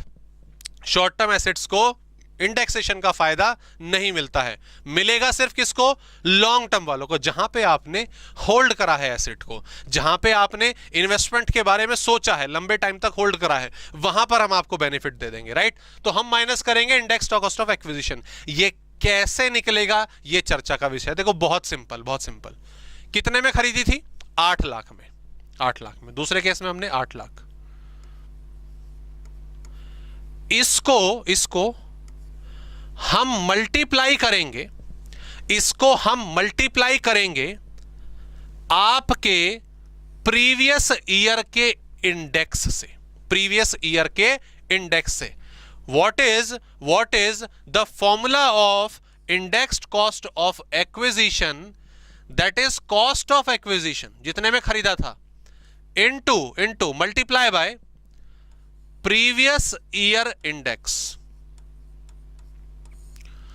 जो प्रीवियस ईयर का इंडेक्स होगा वो यहां पे रख दिया जाएगा, उसकी वैल्यू यहां पे रख दी जाएगी, डिवाइडेड बाय परचेज या एक्विजिशन ईयर इंडेक्स। जिस साल परचेज करा था उस साल का इंडेक्स यहां पे लिखेंगे। ये इंडेक्स की वैल्यू आपको क्वेश्चन में गिवन होगी, ये क्वेश्चन में गिवन होगी। तो obviously 8 lakh multiply by previous year index जो आपका 2021 का है। तो 2021 का जो इंडेक्स है दोस्तों हमारा वो 301 है, 301। तो 301 यहां पर लिख दिया। और ये किस ईयर में परचेस करी थी भाई, जरा ये तो बताओ, किस ईयर में परचेस करी थी? सर ये रहा यहां पे, ये हमने माना था ये वाली डेट 1/12/11। तो 1/12/11 मतलब ये 2011-12 के दौरान आ रही है। तो उसका जो इंडेक्स है वो है 184। क्या है? 184। ठीक है, ये इंडेक्सेशन गिवन होगा आपको क्वेश्चन में। 8 lakh multiply by 301 divided by 184, ये आ रहा है 13,08,695.6। तो मैं इसको 6 कर दूंगा तो क्या आया? 13,08,696। क्लियर? 8, हाँ रेस। तो आपने देखा नॉर्मली अगर चलते तो 8 लाख ही माइनस होते, 8 लाख ही माइनस होते। Clear? But the thing is यहां पर भैया जी को तकरीबन 5 लाख का फायदा और हो गया इंडेक्सेशन की वजह से कि भाई चल 5 लाख रुपए तेरे को और एक्स्ट्रा घटाने को मिल गए, ये मौका आपको यहां पर मिल गया। क्लियर? अगले स्टेप में दोस्तों ध्यान दीजिएगा, ठीक उसी तरीके से माइनस होगा indexed COI cost of improvement, indexed COI cost of improvement. लेकिन अभी इस क्वेश्चन में ये नहीं है तो हम नहीं कर रहे हैं, आगे क्वेश्चंस प्रैक्टिस करेंगे, डेफिनेटली वहां पर बहुत सारे केसेस होंगे। क्लियर? डन। आगे बढ़ते हैं। Sorry, minus expense, we just did a small mistake. अभी एक छोटी सी गलती हो गई है, उसको चलो वापस से ठीक करते हैं, ज़्यादा टाइम नहीं लगेगा दोस्तों। 8 लाख है ना, ये 8 लाख हटा दो, 8 लाख हटा दो। यहां पर ये हमारा 8,08,000 आएगा, 8,08,000 रुपए ऐड होंगे ब्रोकरेज के। यस, 8 लाख रुपए तो पे करे थे, 8,000 रुपए ब्रोकरेज के भी पे करे थे, तो टोटल अमाउंट हमारा 8 लाख आएगा। तो 8,08,000 आएगा। तो इससे जरा इसको हम सही करते हैं दोबारा से, कोई बात नहीं। 301 एंड डिवाइडेड बाय 184, तो ये 13,21,000, राइट? 13,21,000 और आगे आ रहा है 782.6, तो इसको 783 कर देता हूं मैं, 783। ये है, अब करेक्ट हो गया बिल्कुल। 8,000 रुपए जो ब्रोकरेज हमने पे करी थी at the time of purchase, वो भी हमें माइनस करनी है। इंडेक्स कॉस्ट ऑफ एक्विजिशन थी, कर दिया। आपका इंप्रूवमेंट नहीं थी, वो नहीं करा। एक्सपेंसेस ऑन ट्रांसफर, बेचने के टाइम पर ये तो सेम है पिछले वाले की तरह, 45,000, 45,000 ये आपका आ जाएगा। आइए अब नेट वैल्यू निकालते हैं। बोलो कौन हो तुम? हम 45 लाख हैं, हमने 13,21,783 cost of improvement acquisition minus करी, इंडेक्स्ड, और 45,000 रुपये माइनस करे, it is 33,217 it is our yes, जो हमने निकाला LTCG, long term capital gain, long term capital gain. और इसमें एक चीज और, इंडेक्सेशन आपको क्लियर हो गया? यस। इसमें एक चीज और कि यहां पर दोस्तों ये जो LTCG आपका आया है ना, ये ग्रॉस होता है। ये क्या होता है? ये ग्रॉस होता है। यस, ये ग्रॉस होता है। इसमें से माइनस होंगी एग्जम्पशन ऑफ 54। सेक्शन 54 के अंदर जैसा कि मैंने बोला बहुत सारी हमारी एग्जम्पशन है, इन्वेस्टमेंट की अपॉर्चुनिटीज हैं। तो अगर कुछ पैसा वहां पर इन्वेस्ट हो जाएगा तो वो यहां से माइनस हो जाता है, और फिर जो हमारा अमाउंट आता है दैट इज टैक्सेबल, या आप कह सकते हैं net long term capital gain. Clear? So this is the format, this is the picture for short term capital gain, long term capital gain. दो चीजों का ध्यान रखना है, फॉर्मेट सेम है, पहली बात तो फुल वैल्यू कंसिडरेशन, खरीदने का खर्चा, इंप्रूवमेंट का खर्चा, और जो ब्रोकरेज वगैरह पे करी है, राइट। दो चीजों का डिफरेंस है क्या? इंडेक्सेशन शॉर्ट टर्म की नहीं होती, लॉन्ग टर्म की होती है। टर्म्स एंड कंडीशन अप्लाई, कुछ चीजें हम अभी आगे पढ़ेंगे, इक्का दुक्का पॉइंट, वो तब मैटर उसका डिस्कस करेंगे, फिलहाल नहीं। शॉर्ट टर्म कैपिटल एसेट में इंडेक्सेशन नहीं होगी, लॉन्ग टर्म कैपिटल एसेट में इंडेक्सेशन होगी। दूसरा पॉइंट एग्जम्पशन ऑफ 54, इन्वेस्टमेंट का फायदा, इन्वेस्टमेंट का ऑप्शन भी शॉर्ट टर्म कैपिटल गेन को नहीं मिलेगा, लॉन्ग टर्म कैपिटल गेन को मिलेगा। देखो लॉन्ग टर्म कैपिटल गेन में लोगों का पर्सपेक्टिव क्या है कि वो इन्वेस्टमेंट के लिए चीजों को होल्ड करके चल रहे हैं, तो गवर्नमेंट भी सपोर्ट कर रही है, इंडेक्सेशन का फायदा लो, एग्जम्पशन लो, बिल्कुल। लेकिन शॉर्ट टर्म वाले कौन? आज खरीदो कल बेच वाले, चालू वाले, तो उनको फायदा नहीं दिया है। Okay, so that is how we calculate short term and long term capital gains. आइए कंटेंट पर आते हैं। कंटेंट हमारा ये रहा यहां पर, हमें ये दोनों पॉइंट यहां पर फॉर्मेट में बना रखे हैं हमने। यहां पे पहले शॉर्ट टर्म कैपिटल गेन की बात करी गई है, it is full value consideration, net value of consideration, इसमें एक्विजिशन और इंप्रूवमेंट दोनों आ जाएंगे, ठीक है, क्लियर। और आपका gross short term capital gain आपका यहां पर आ जाएगा, ठीक है।